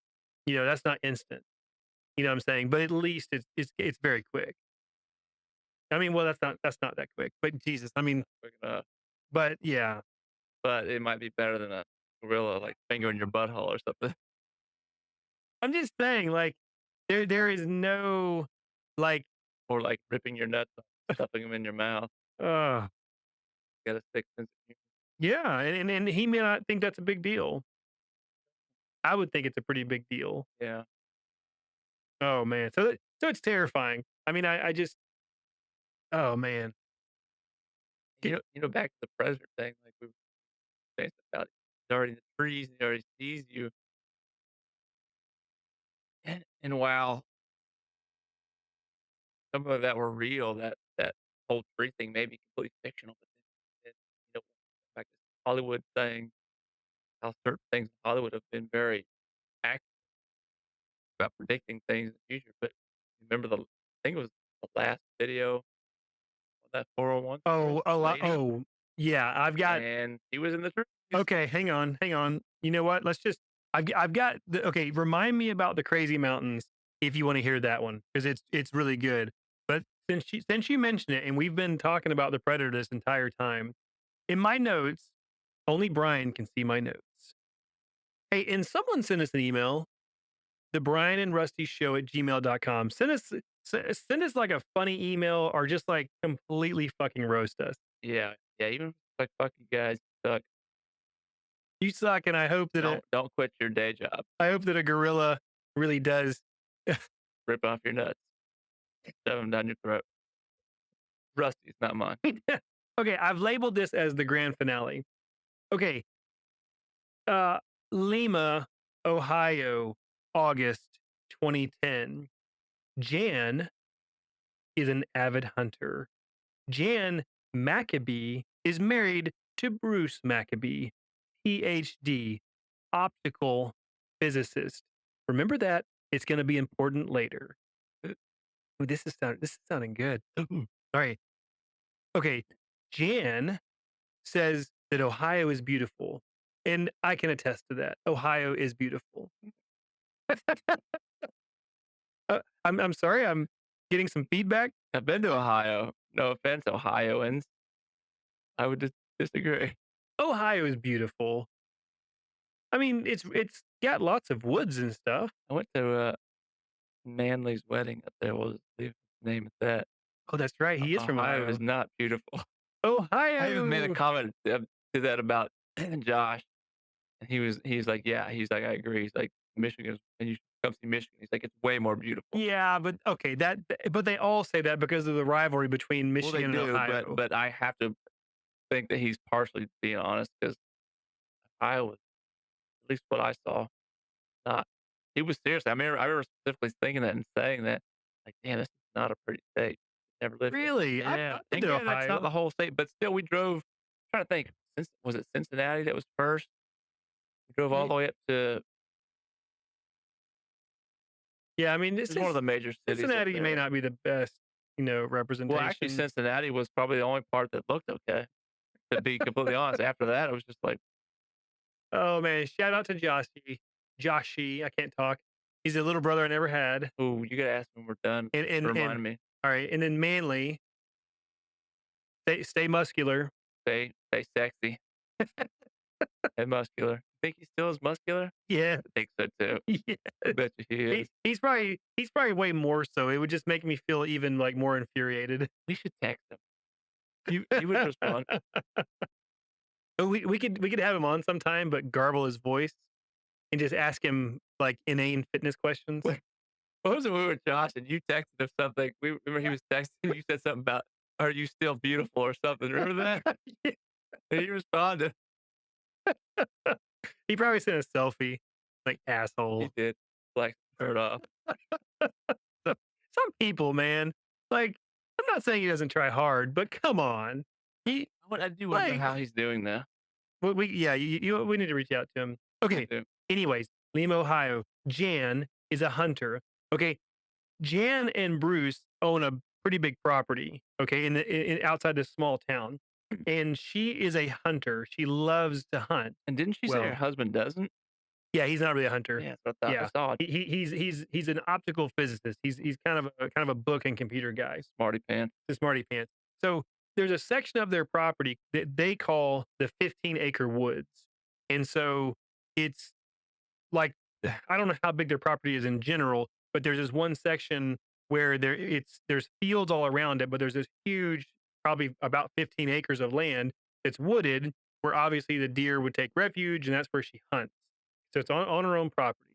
So she goes out one evening in late August to hunt, and she has a tree stand that is set up that she always hunts from. She climbs up, gets in the tree stand, and I'm going to slip this in there. Okay, she can hear the marching band practicing a few miles away. Okay, because it's all Ohio's very flat, right? And actually, they actually have drone footage of this in the documentary. I highly recommend the documentary. But you can see from the drone their property, and then sort of in the distance the high school and the Mhm. football field, and right. So she's in the tree stand. She's hunting, and she hears the band playing, and it's about 2 hours before sunset. She says so.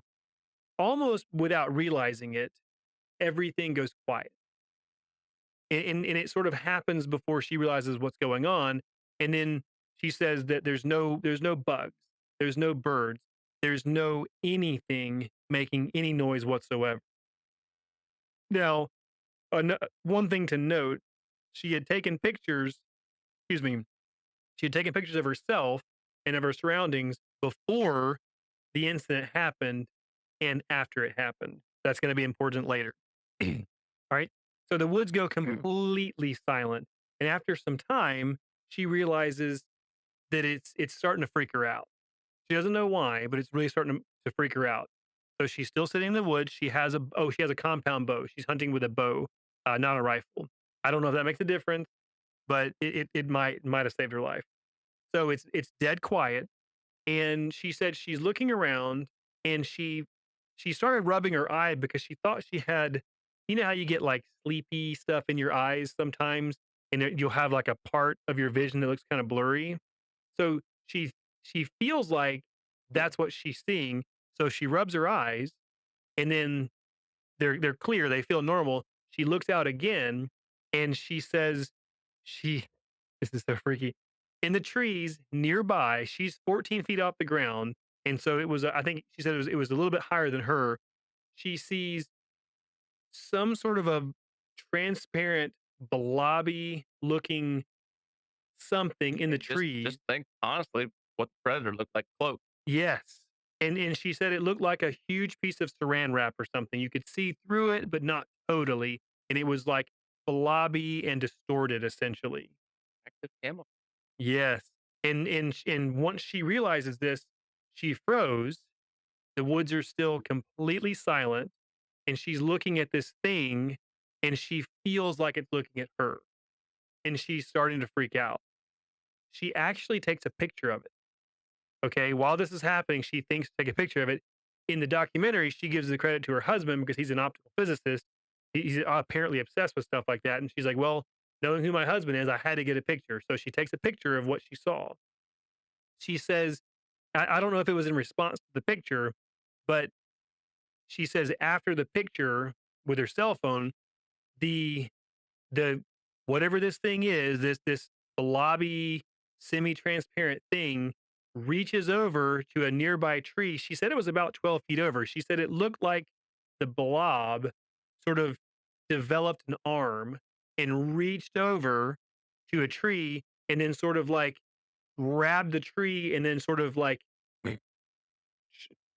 absorbed over to the next tree, right? And then it was there in that tree momentarily. She said the entire encounter lasted about 10 or 11 seconds.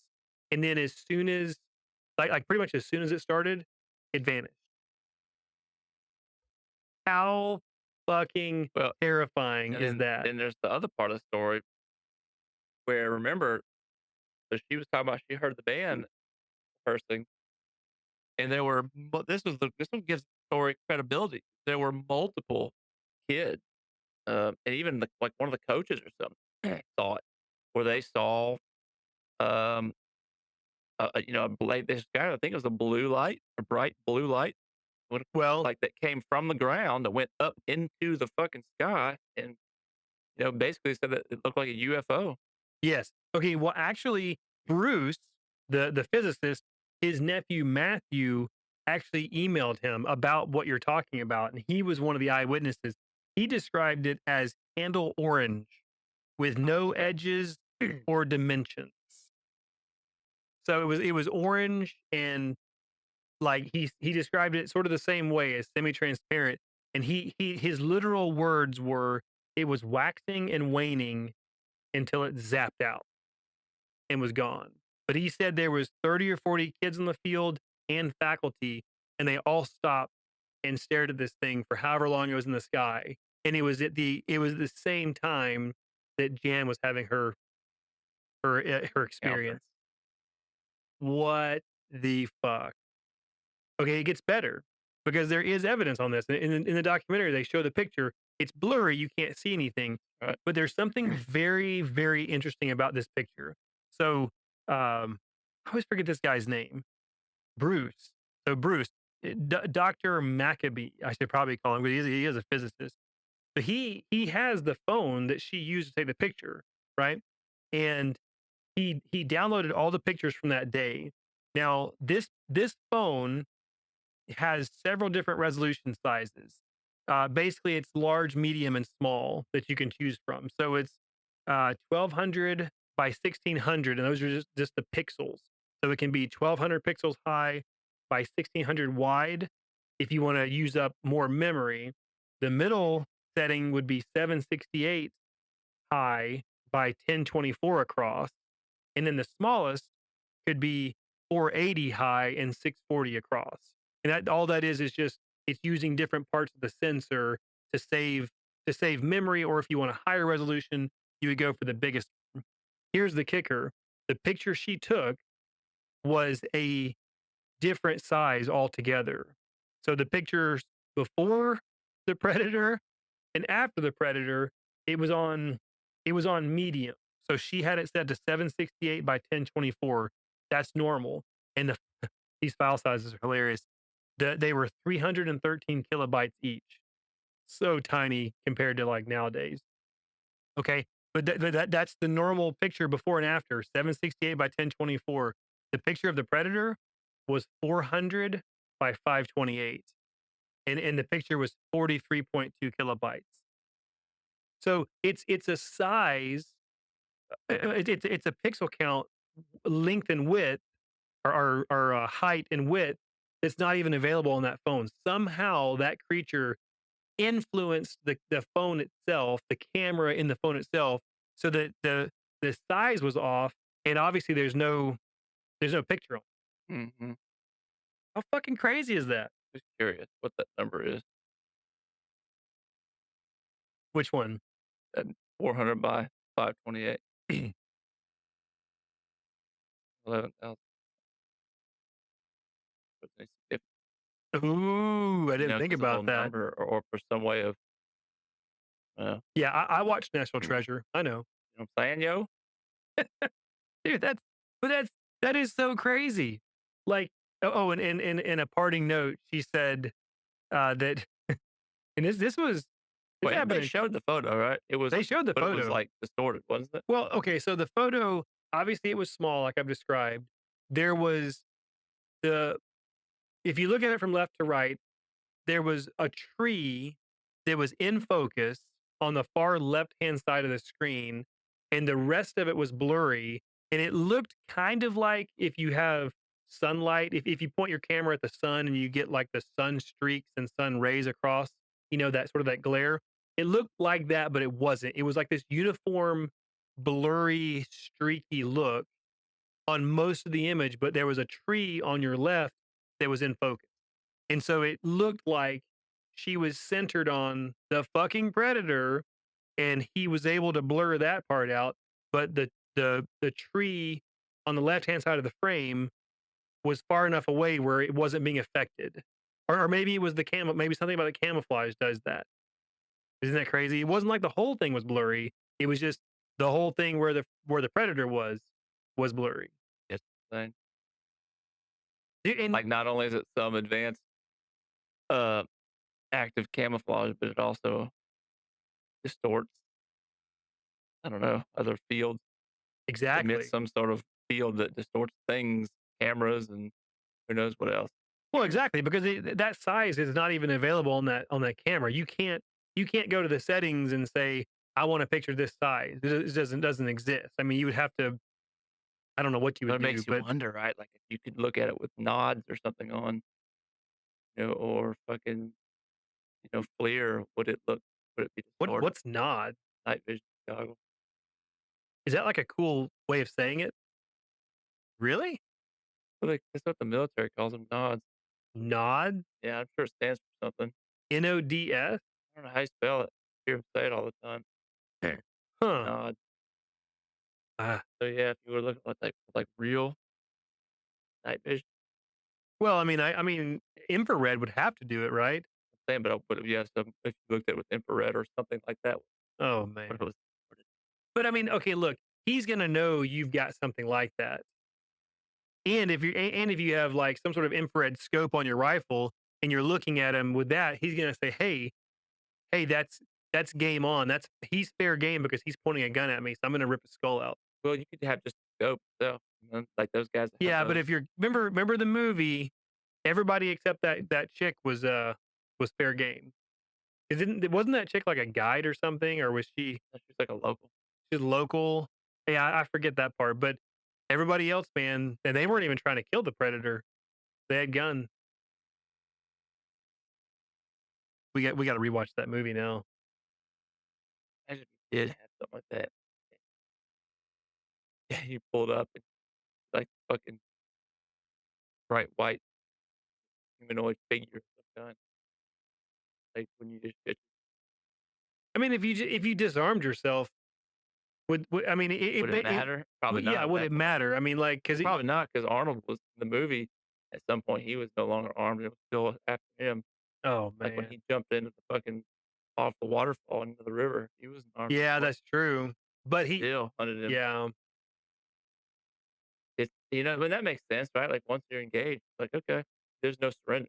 That's kinda what you be looking like. Like, you're trying man, to surrender. It's like, "No, sorry, yeah. So you're better off just keeping. might as well." Oh man, Please. And then remember how it oh recorded some of the voices and it would, like, play it back? oh yeah, it was like learning. It was, like, doing the like the Indian guy laughing. What about the one? Which one was the one with Danny Glover? Is that like Second two or was the three? second one too, yeah. It's been a long time since I saw Who was that. with him? Danny Glover, and there was another wasn't I there f another main character, or was it just Glover? May have just been Glover. I totally forget. Did you I never saw there's a like a very recent one on Hulu. Yeah, there's a oh, yeah, yeah, actually, dude, okay, there's been a bunch, and I think I've seen them all 'cause there were no, I don't know if they were in this particular order, but, yeah, the first one, which was amazing. The second one was okay, and after that, I felt like they started getting hokey. There was, like, an Alien versus Predator one, and then there was one where it was, I can't think of the actor's name, but there was another one where they were, like, the military guys, oh, if we crashed here, forget, man, like, the military side or something. That was a fairly recent one, that was okay. But then there was that newest one, yeah, which was, like, the Native American. That Yeah. was the first, in my opinion, the first good one since.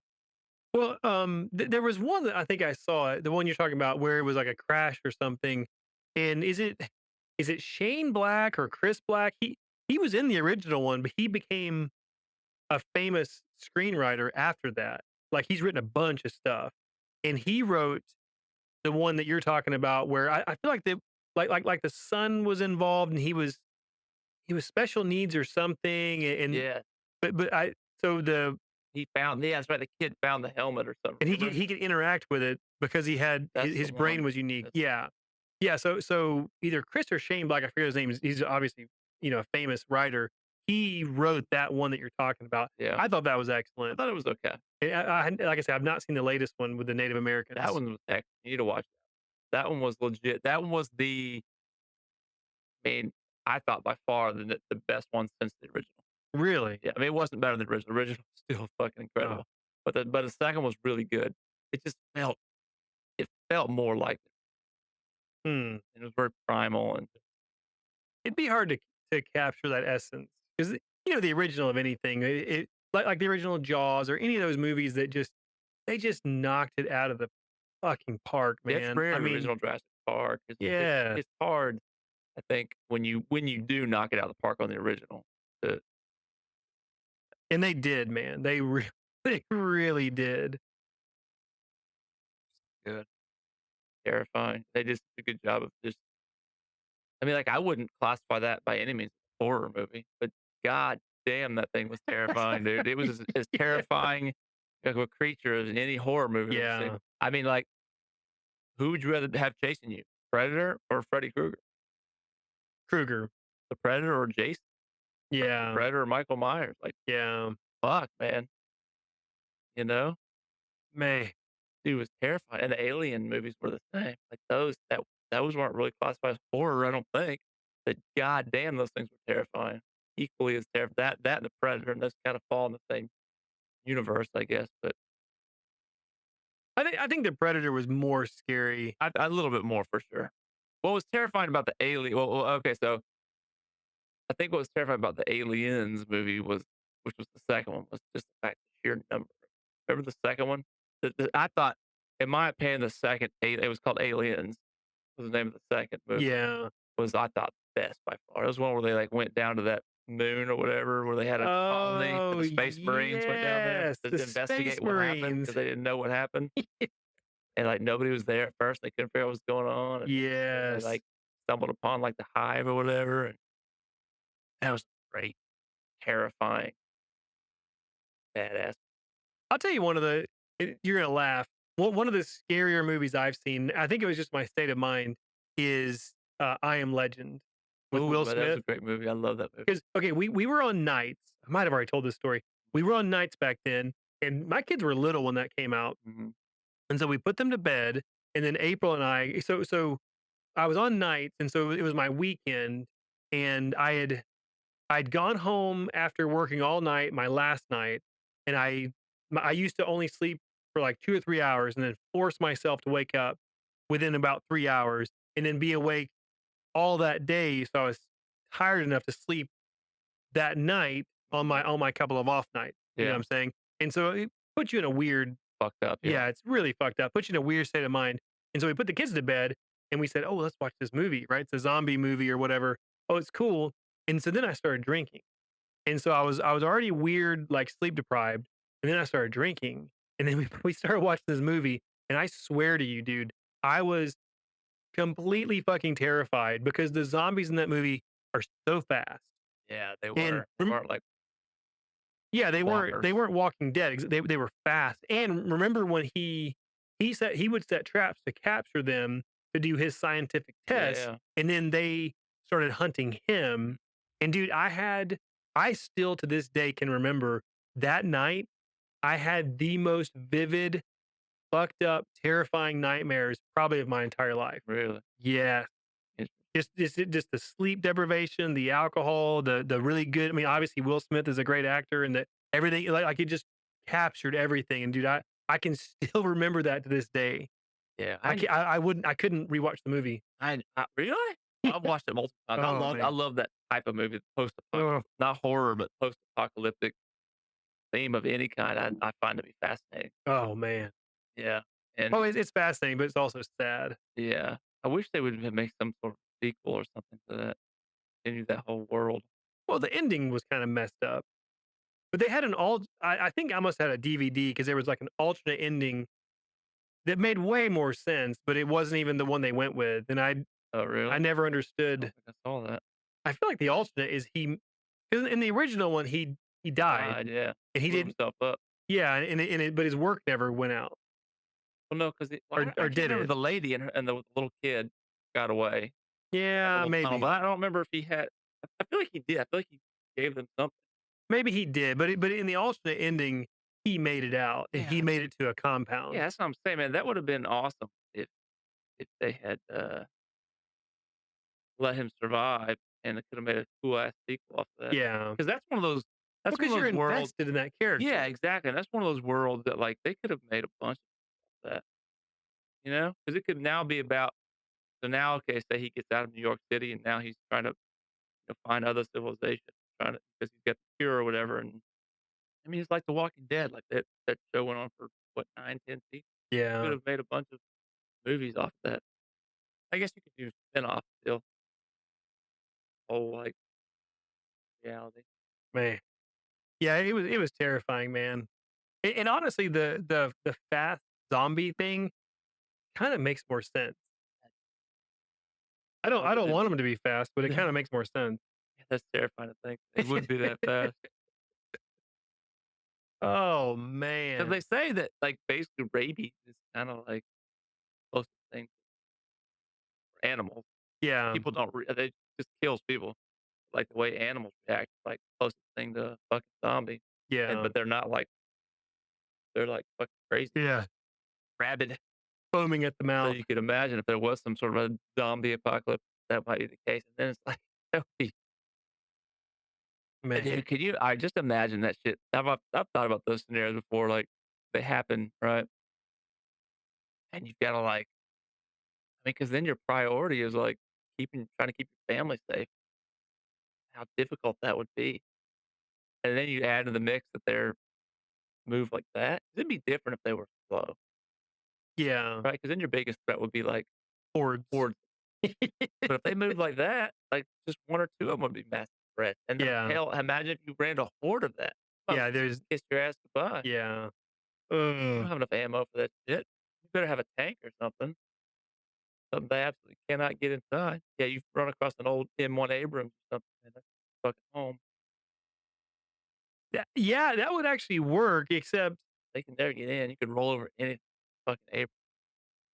until you run out of Well, gas. yeah, you have no gas. Fuck, I'm sure you wouldn't get far. But no, and those guys didn't come out in the daytime, right? Just at night? Yeah, those guys. So I guess if you can make it to the daytime. Yeah, see, that would make this scenario a little bit more survivable, right? Because, you have to figure out a way to hunker down, or let's just even say you had a fucking tank, you don't drive at night, you sit put where they can't get you, and then during the day when they can't come out, that's when you forage for supplies, gas. But where do you find a tank? Well, it doesn't have to be a tank, but or just a fortified position, something, Nah, a tank. a tank, oh, for sure, but but Honestly, not even I think you'd be better off. Well, I was gonna say like a Bearcat or something. wait, what's a Bearcat? You know, the armored, like the SWAT teams have. They've got Oh, big yeah, versions of yeah, those. They're yeah. like armored personnel Yeah, carriers. anything like that that they couldn't get in. Actually, you know what? You'd be way If better off. the military has with the MRAP or whatever, Yeah, they're but same thing. actually, you'd be way better off if and you'd be way more feasible to find to get one of the armored trucks that carries money around. Oh, that'd be a good one. Because It's like, roomy, yeah, I mean, I'm assuming that most like a tank or something is not very tight roomy. quarters, yeah, You know, you're gonna be miserable in there. But if you had an armored truck, especially one of the big ones, you could have like a little apartment in the back. or a blimp, Ooh. or so a bad storm rolls through. Yeah, you'd be better off being on the ground. I mean, a tank, obviously, you're gonna be able to roll over things Mhm. because there's gonna be traffic jams. That see, that yeah, that would be a benefit, right? And, like, imagine if you're just kinda moving from area to area, and all of a sudden you, like, hit areas just, like, nothing but abandoned cars. Now you gotta backtrack. With a tank, Yeah, you just literally could just keep going that is true. But if you I mean, till you break a tread, then you're fucked. yeah. Well, Yeah. and the armored trucks have the run flat tires. They're like some of them have like solid rubber tires, so it'd be a rough ride, but You maybe could outfit that bitch with, like, a snowplow or something, yeah. 'cause then you could, because those things are, you could angle them, right? You could, in Yeah. theory, probably push your way through shit. Yeah. Might work. And you gotta last till daytime. There's a company out there, I forget what they're called, man, they make these, uh, trucks, and they have, like, absurd, like, can't remember if there's In the front, they're like a normal, but in the back, I think they've got 2 sets of tires in the back, so, like, 4 tires in the back, and they're completely, like, bulletproof, everything from the metal to the windshield, and they've got big tires like you would see on a fucking almost like an industrial piece of equipment Really? vehicle, but they're, like, street legal. They're, big enough to fit. I can't remember the name of the company, man. I looked one up once, and they're, like they start, like, $1,000,000. Yeah.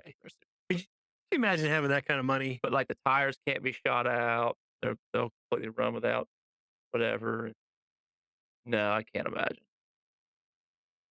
I mean, honestly, you'd be way better off if you've got $1,000,000 to spend on something like that, you're better off just buying a bunch of, like, seeds and water filtration A bunk systems and a bunker. Yeah, like, 'cause think about that situation, I Am Legend. You had a bunker they absolutely couldn't get into, then you just hunkered out at night. Daytime, you go out and you do whatever, forage, grow. They Man, wouldn't destroy your crops or anything, which they probably would.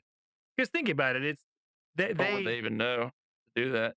they're people, But what capacity are they still people? and weren't they getting smarter? Because Well, they they set a kinda trap for were, yeah, him. they set a trap for him, yes, they weren't completely stupid. I don't know that they were intelligent per se, but they weren't dumb. Like, Man, yeah, like I say, terrifying movie. it's fun scenario to think about, but it would be aw it's funny, man, because people definitely fantasize about that kind of thing, but it would be awful Yeah, what reality. some people really get, Well, I think a lot of, like, hardcore preppers probably really fantasize about that shit, and probably a lot of those types of people think, "Oh, I would love for society to fall apart," but it's like, man, the reality of it would yeah, when you're fucking starving and barely have enough food to eat and yeah, don't know how you're gonna eat 2 weeks from now, it's like that's yeah, because eventually, you can have all the supplies you want, that shit's gonna run out, and it's like, okay, well, let's say you have a really good green thumb and you've always kept a garden, you know how to grow shit, that's cool, but, like, what if the scenario is, fucking post-nuclear war or post-super volcano and can't grow shit for 2 years, you know? Then what do you do? Like, what's your backup plan then? It's like, find a bunch of MREs and hopefully can find some, like, laxative to go with them. I think the gum inside there is supposed to be laxative, is it? allegedly. Yeah, MREs, man, they like I know they're intentionally made that way. yeah, because they plug you up. They're made to plug Oh, you up. Or my buddy in the Marines, they always talk about that. They made that way so you go out on mission shit for days. should we talk about the crazy mountains? Yeah, what's the other story you're talking about? I've actually got several, but I can see now that I made my okay, episode 1, I was overprepared. Episode 4 no, no, no, underprepared. Episode 2 and 3 are kind of a blur. I'm a blur. Episode 4, way nerded out, overprepared. So, but this is good. Yeah. We're getting dialed in. Episode 5, we're gonna do DMT on the episode. We're just gonna phone it in.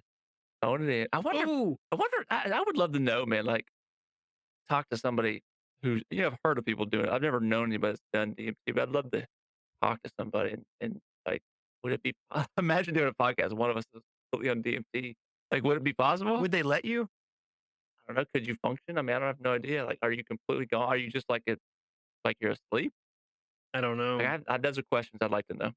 One of those things I'd love to Well, just try. you remember the podcast you sent me? I listened to it. At one point, they were all kind of joking around. So you guys understand, this was a podcast where several creators that have podcasts and YouTube channels were doing a show together, just basically talking about their creative endeavors.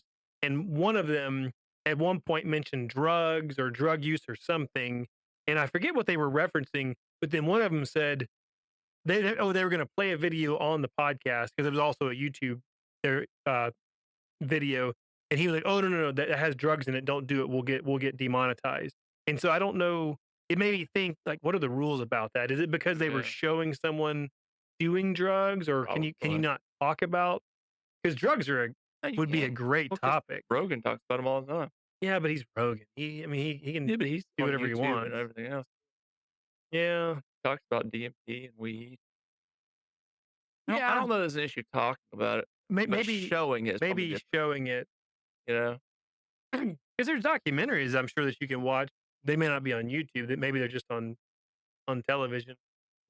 But anyways, it made me think like, oh damn, I don't know if but that'd be a great episode. Talk about drugs and the good, the bad, the ugly. Is that's a very nuanced conversation. And what I was gonna say is, since we have an email address now, uh, any of our listeners can email in or comment. Oh, and give us like a 5-star review wherever you listen, right? Yeah, for sure. And then also throw in the comments. And if you don't like us, just don't leave a review, please. Thank you. You know, if you don't like us, give us 5 stars anyways, but then roast us in your comment There you go. because you can do like the words. You can write a review, and so 5 stars, and then just make fun of us to no end. They're like, as they're hearing this, they're clicking 1 star, report account. And then we'll read the best reviews Yeah, there you go. as long as they're 5 stars and as long as you roasted us. There you go. That'd be fun. Actually, that'd be good. Yeah, but I will say this though, the, either in the comments or email us cool topics that you guys might want us to cover, questions, or just topics, and then we'll just figure out a way to ask them in a question. Yeah, Because we've kind of got like this question thing going for some reason. yeah. We'll see if that lasts. Or if anybody actually emails or Someone comment. someone is going to email, It's gonna be fun when somebody does finally. and that person, someone is going to be the first. Yep. And then years from now, it'll be like, "Hey, I was the first guy to email those assholes." And we'll remember you, and Right. it'll be like, "Hey, you were the first person to email us." Maybe we'll fly them out and have them on the show. Yes, and we're gonna give you a tank so that when the I Am Legend thing actually happens for real, you'll be set. You'll have your own M1 Abram. Maybe we can get a sponsor from, the From the United States Army. Army. GoArmy.com. Yeah, they don't have to pay us. They can just donate us a couple tanks. Yeah, What do they run on, they'll be like, diesel? "Sure, we'll sponsor you. Sign right here." I Right, so you got it right here, guys. The diesel, right? Gotta run on diesel. think so. Can't possibly run on gas. No, it's diesel, but we Yeah. need like a nuclear powered one. That's what I'm thinking. Something that'll just run forever. Oh, that reminds me. Did I tell you about that recent podcast where they were and it was not some show you never heard of. It was fucking, Randall Carlson talking about it, Talking about what?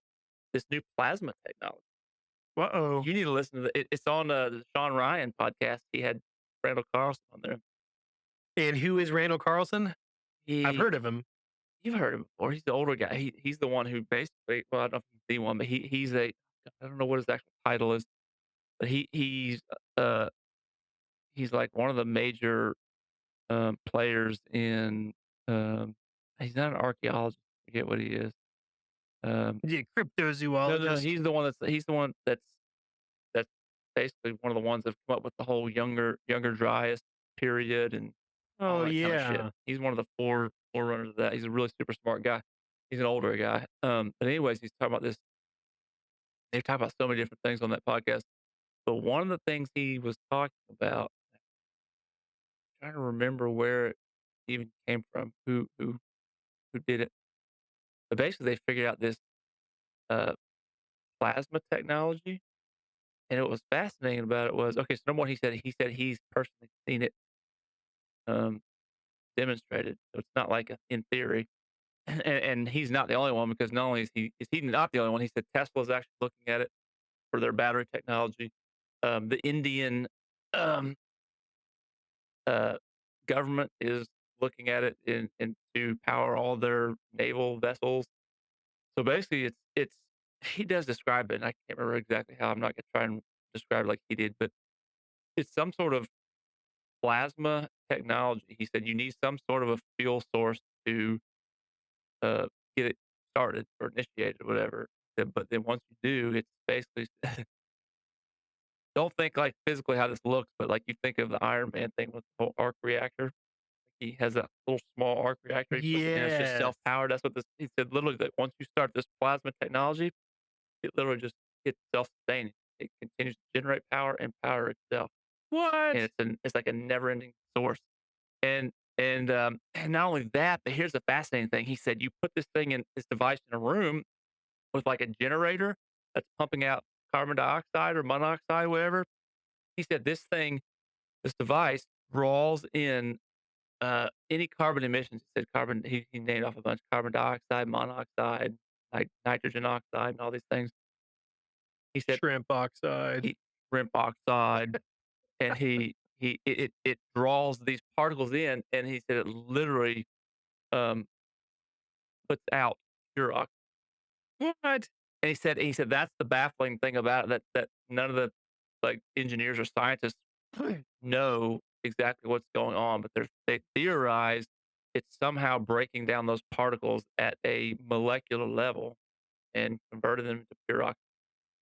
So he's saying like basically you could use those power eventually that technology to power things and you'd have zero emissions whatsoever. It's completely Is clean. that true? No, it's true because, like I said, he names all these sources for it. There's been demonstrations of this technology. He said he named off several companies, excuse me, that are actually looking at it. He said Tesla is one of them that's looking into it. All right, hang on. I'm writing this down so we can. What should I call this? Plasma bullshit. Plasma bullshit technology, some sort of plasma technology. Plasma bullshit tech that Brian made up. There you go. No, if you go to the Sean, it's a recent episode, one of the last 2 or 3 episodes on the Sean Ryan podcast. Okay, it's on the list. He has Randall Carlson on there. Dude, it's fascinating. And I'll be honest, man, it's a long podcast and a lot of it's kind of boring.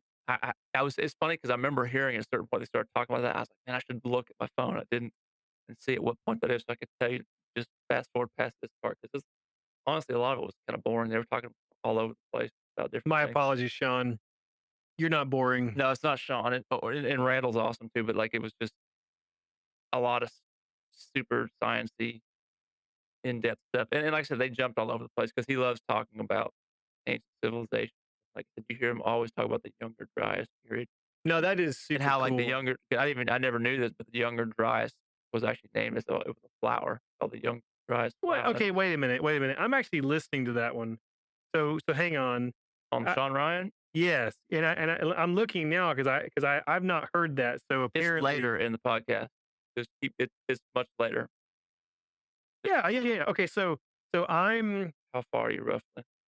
Is it like a 3.5 hours or 3 hours or something? hang on. How long is that podcast? Okay, I'm at 1 hour 5 minutes and 52 seconds, How long is that? and I've not heard it yet. How long is the podcast? Long, wasn't it? Yeah, because I've got an hour and 55 minutes left. Yeah, like I said, So it's it's definitely after it's 105. definitely past the halfway point for sure. Interesting. Yeah, man, listen to it. It's really fascinating. Oh shit, that's No, that's what I was listening to when I and went to bed last night. that's another thing, right? Because they talk about like there's been people in the past who have come up with you know fascinating things, like the whole story of the guy who created the hydrogen powered engine or whatever, Yeah. and then he met with like 2 government officials at a restaurant with his and brother, and they suicided and him. they fucking like he walked out and said they poisoned me, and he fell fucking dead right there in front of the restaurant. So, anyways, this whole technology, I guess, before it was even like there was an opportunity for anybody to do anything, it's basically like open source. So it's out there. Like That's the only way to do it. there's no stopping it at this point. Can't because it's out there for anybody who wants to fucking do it. And that's why he was saying like the Indian government is looking into retrofitting their naval vessels with it. And Gee. I can't remember. He said Tesla and multiple other big companies that What are if you looking into it. invented that and then But they also said he said there's some reference to it with I think it's a technology that's not like a new discovery. It's something that Nikola Tesla was like working on. well So they came in and took all his what I'm notes saying. So when he died. it's interesting. What if you invented something like that and then knowing that people have been killed for that, Mhm. you invent something like that.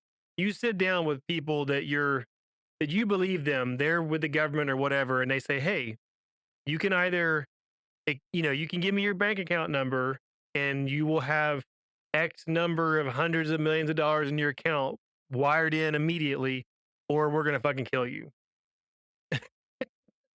take the which money. which might have been the choice he got, and he was like, "No, this is for the world. This is important." And they were like, "We tried." Enjoy your meal. Oh, yeah. I mean, I don't know if If you actually had invented something like that, yeah, I mean, like, you would have to completely throw out the idea of like, "Oh, I'm gonna be rich from this." Like, no, that's how you're gonna end up dying, and yeah. no one's gonna ever know about the technology. 'Cause You're yeah, gonna because have to they let everybody have it and yeah, open source. Man. and go invent something else to make yourself wealthy because that's crazy, man. Like, Well, even if it's open source, if you invented it, you would have such an edge. Like say you invented it and you're like, "Oh my god, they're gonna suicide me." And so you publish it on the internet or however you do that. And okay, boom, it's out. Okay, I'm safe.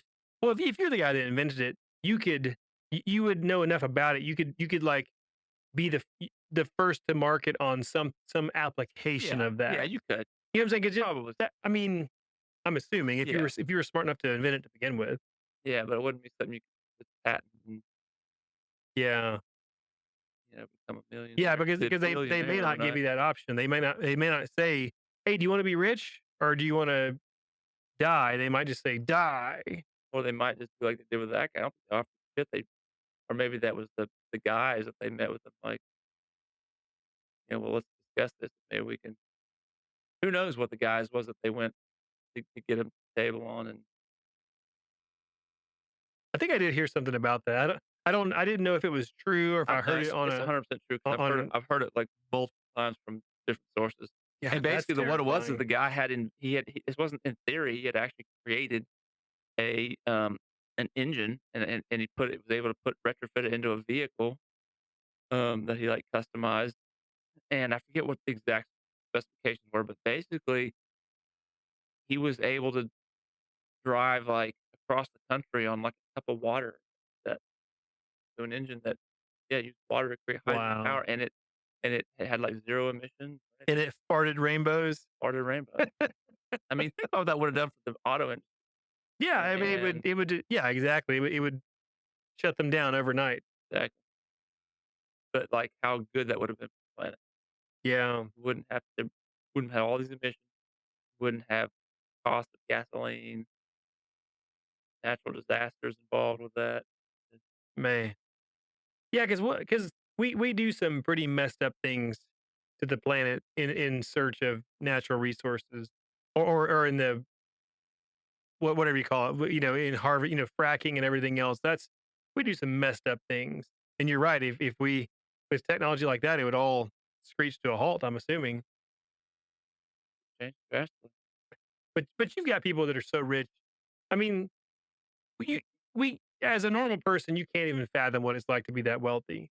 You really can't.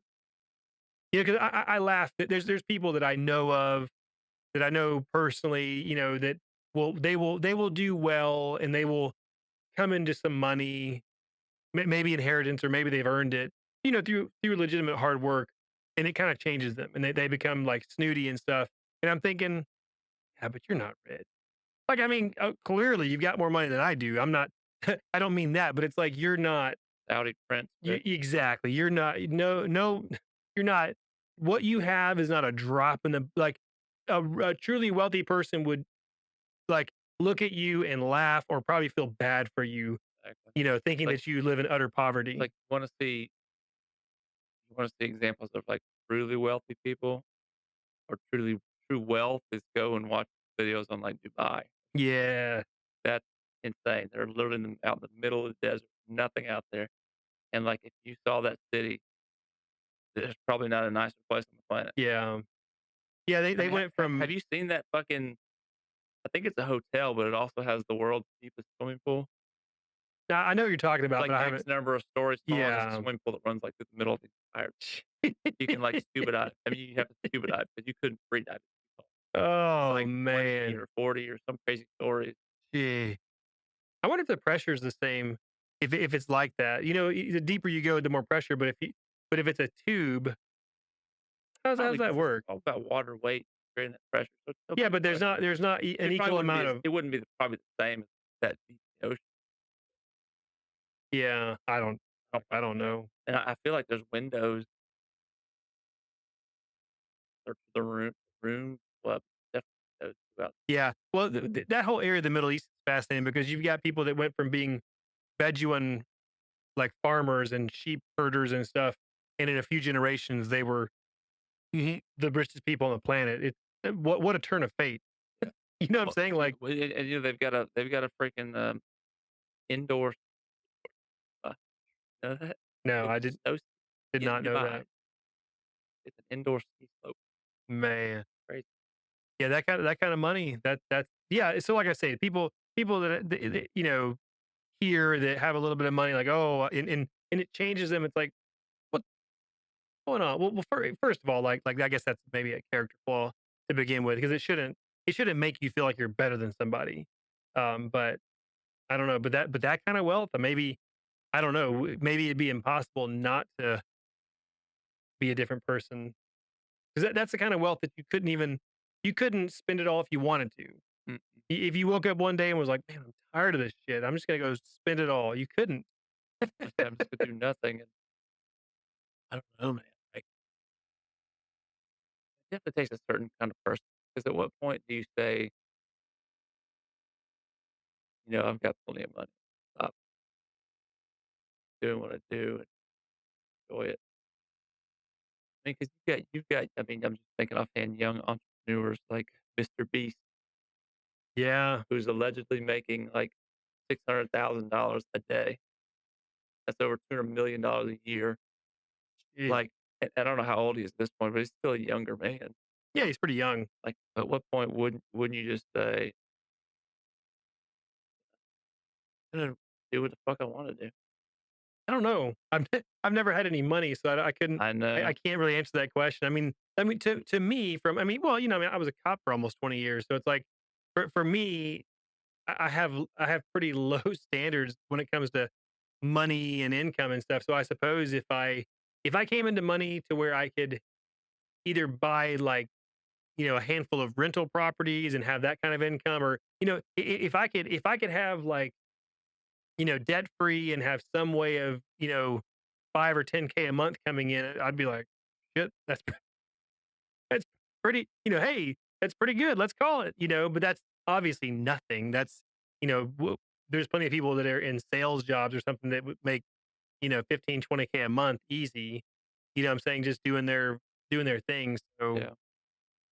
And then you think, imagine having the kind of wealth to be able to buy a football team or a 60-story skyscraper. May Like, that's fucking wealth right there. yeah. At that point, like, what do you even spend your money on? Like, at that point, is it even fun? Like, knowing, like, "Oh, yeah, I could go buy a Ferrari, but, you know, what's the point?" Because you could have, one of every super high-end car they make, and it's like, if you want to, and it'll be nothing, no big deal. It wouldn't even make a dent. Like, it's like you wouldn't even notice your bank account change. Yeah.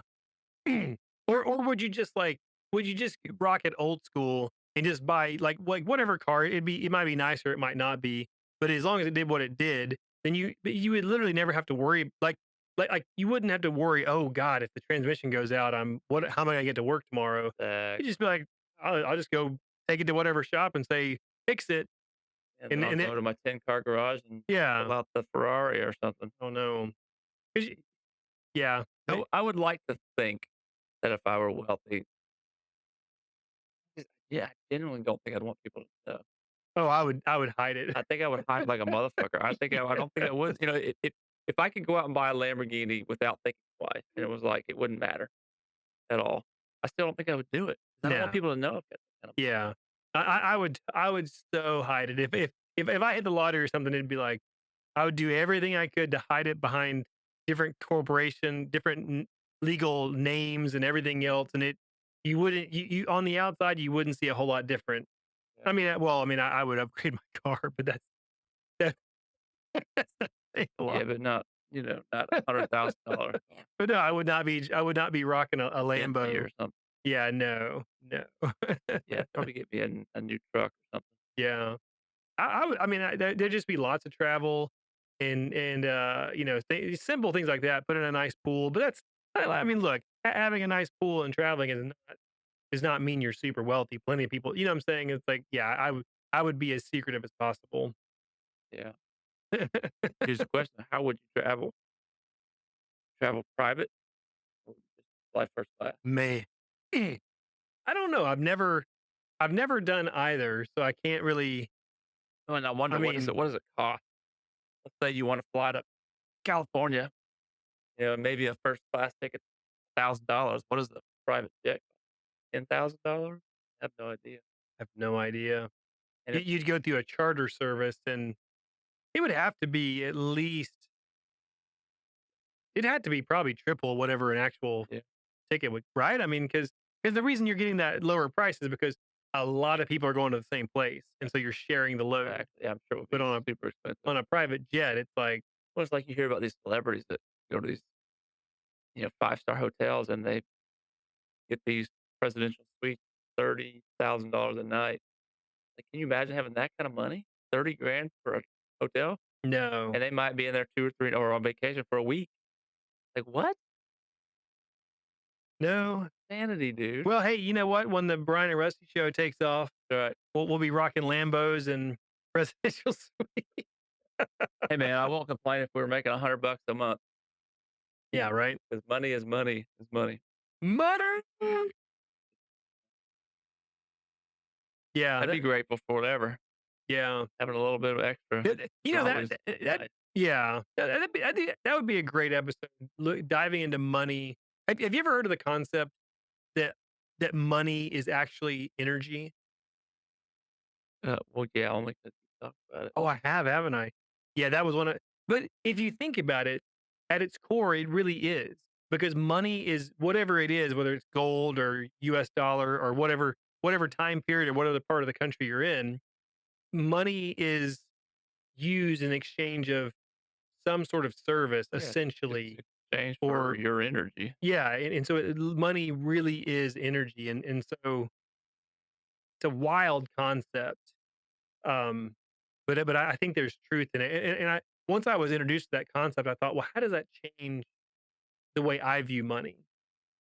You know what I'm saying? Because like there's a concept of if you have a negative view on money, or if you have a scarce view of money, then you're actually blocking. You have a blocking energy within your soul that's going to prevent you from doing things that will bring it into your life. Yeah.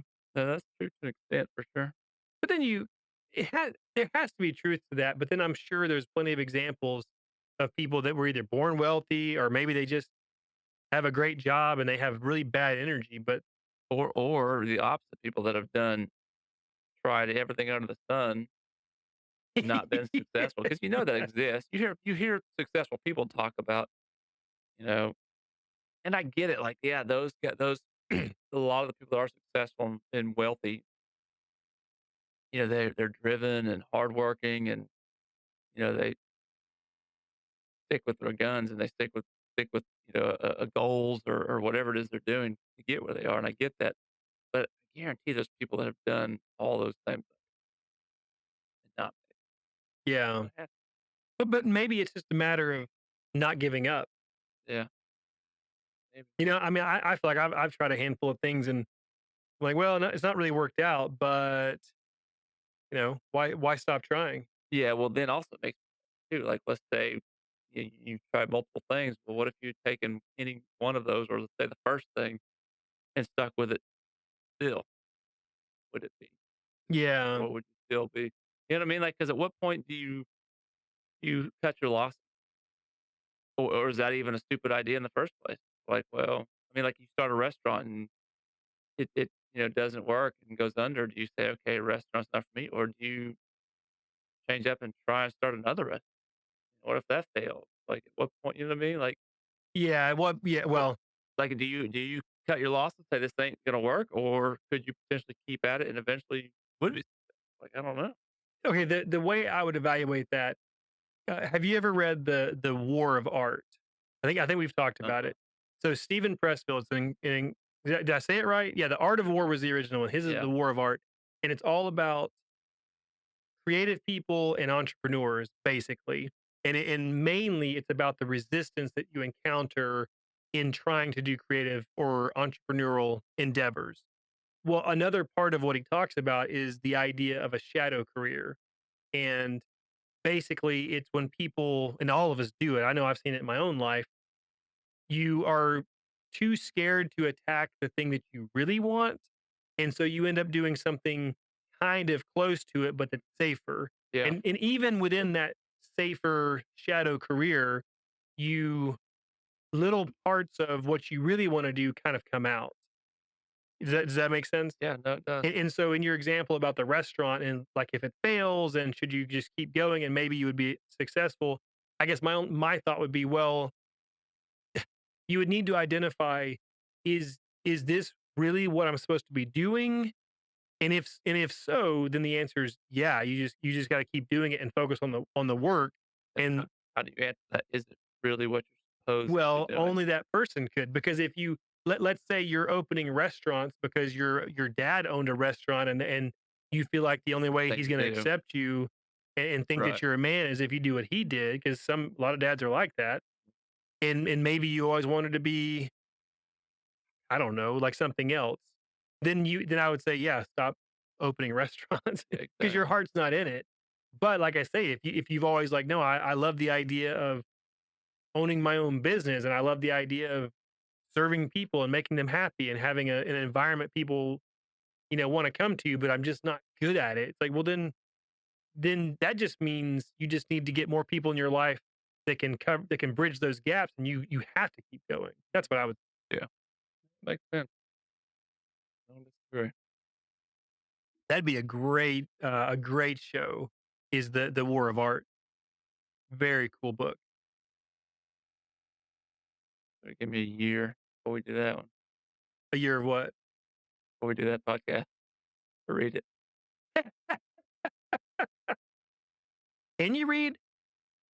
Sometimes. You do have a college degree. I do hate reading, to be There honest. was reading in college, right? I just, man, I just don't. I think the reason I don't enjoy reading, I feel like my mind is too overactive. I can't You got focus. TikTok brain. No, no, it's not and maybe it's like ADHD or something, but I can't unless I'm doing something I'm genuinely interested in or enjoying. It's hard for me to focus for long. Like I can start reading, and then the next thing you know, I've read 2 pages and I have no idea what I read. That's thinking about something. Well, I think that honestly has a lot to do with TV and social media, because I've noticed I've loved to read my entire life. Mhm. And actually in preparing for our very first episode, I was reading that one book, and I found it was very difficult because I hadn't really read like that in a while, and it was very difficult to read and focus my mind. And I love to read, and I'm not on social media. Like I never look at Instagram. I don't have TikTok. I don't look at Facebook. Like I never scroll, but I do watch YouTube videos and I listen to podcasts all the time. But I'm not like, I'm all long form. So if I watch YouTube, it's because Yeah, I'm learning something, and it's a 15, 20, 30-minute video, yeah. and the podcast I listen to are always like 2 or Oh 3 yeah, hours long. me too. But and like I say, zero social media besides that. I do not scroll, Yeah, but I still, whatever's happening, or maybe I'm just getting old, it was hard to read. And I was like, "Am I out of practice? Is it what I'm consuming? Is it because I listen to everything now?" But it yeah. kinda scared me because I love to read. Because I've never liked, and that's always been my problem with reading. I've never been able to read for a reason. It's a pretty fundamental problem. No, ever since I was a kid, That's man, my problem with reading, I just don't like it. I just couldn't. I couldn't sit down and read a book and enjoy it because it was hard for me to stay focused.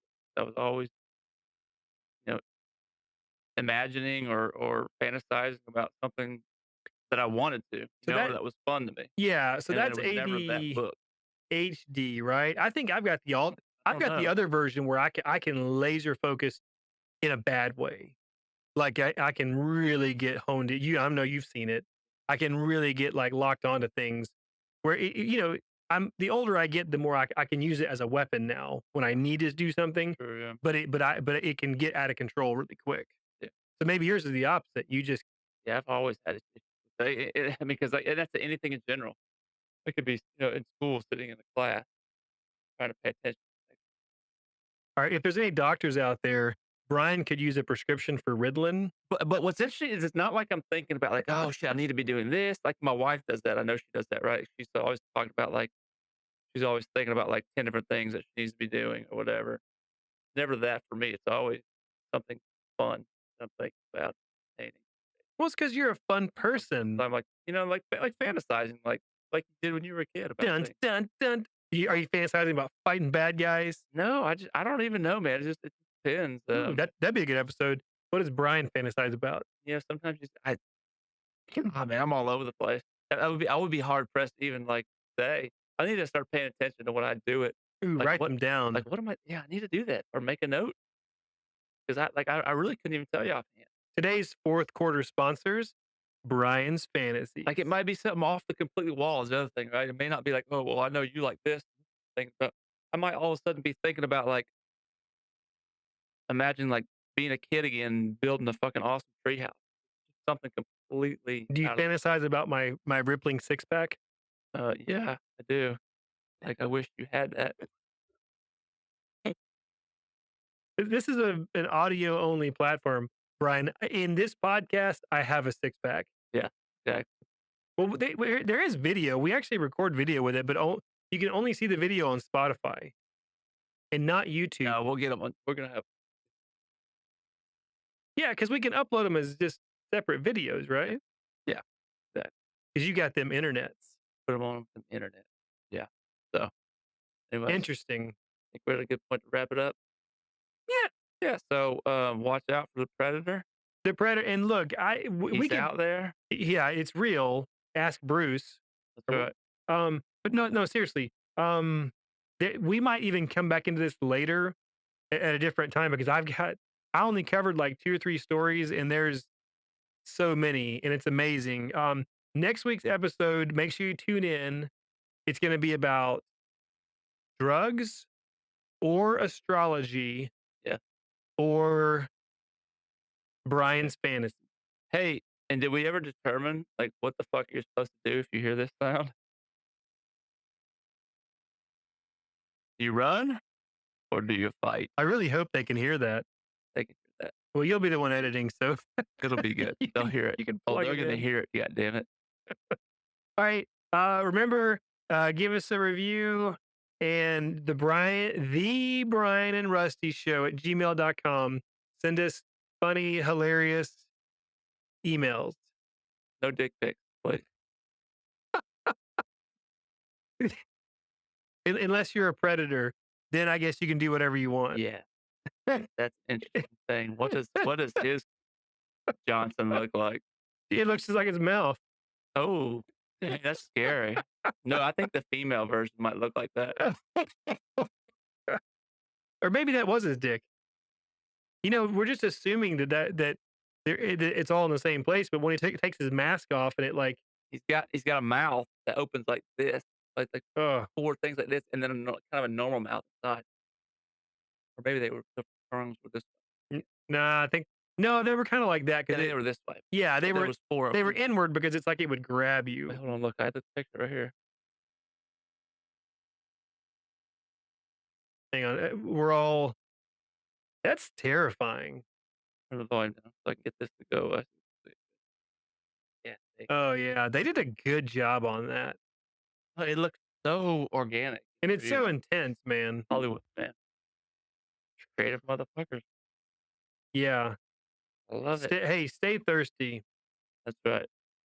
Maybe we should start drinking on this podcast, I gotta drive home though. dude. If we drank, it would. You know me. I wouldn't last 15 minutes. Oh yeah. Get fun. It'd be a That's what we solo need to do show. one on like a Friday evening and we can actually drink. That might be an interesting podcast. I was also thinking we could set up in my shop and we could smoke cigars because we couldn't do it down here. But Yeah, that'd be cool. I'm not sure what the audio sound. And what if it's amazing? All right, here's what I fantasize about. I fantasize that right now someone has been listening to our podcast for like hours and they're so entertained and they're drifting off to sleep, and the last thing they hear is our voices saying, "Sleep good," and and drink your water, and now you get some advice. And if you hear that crazy predator sound, run. Later, Tater.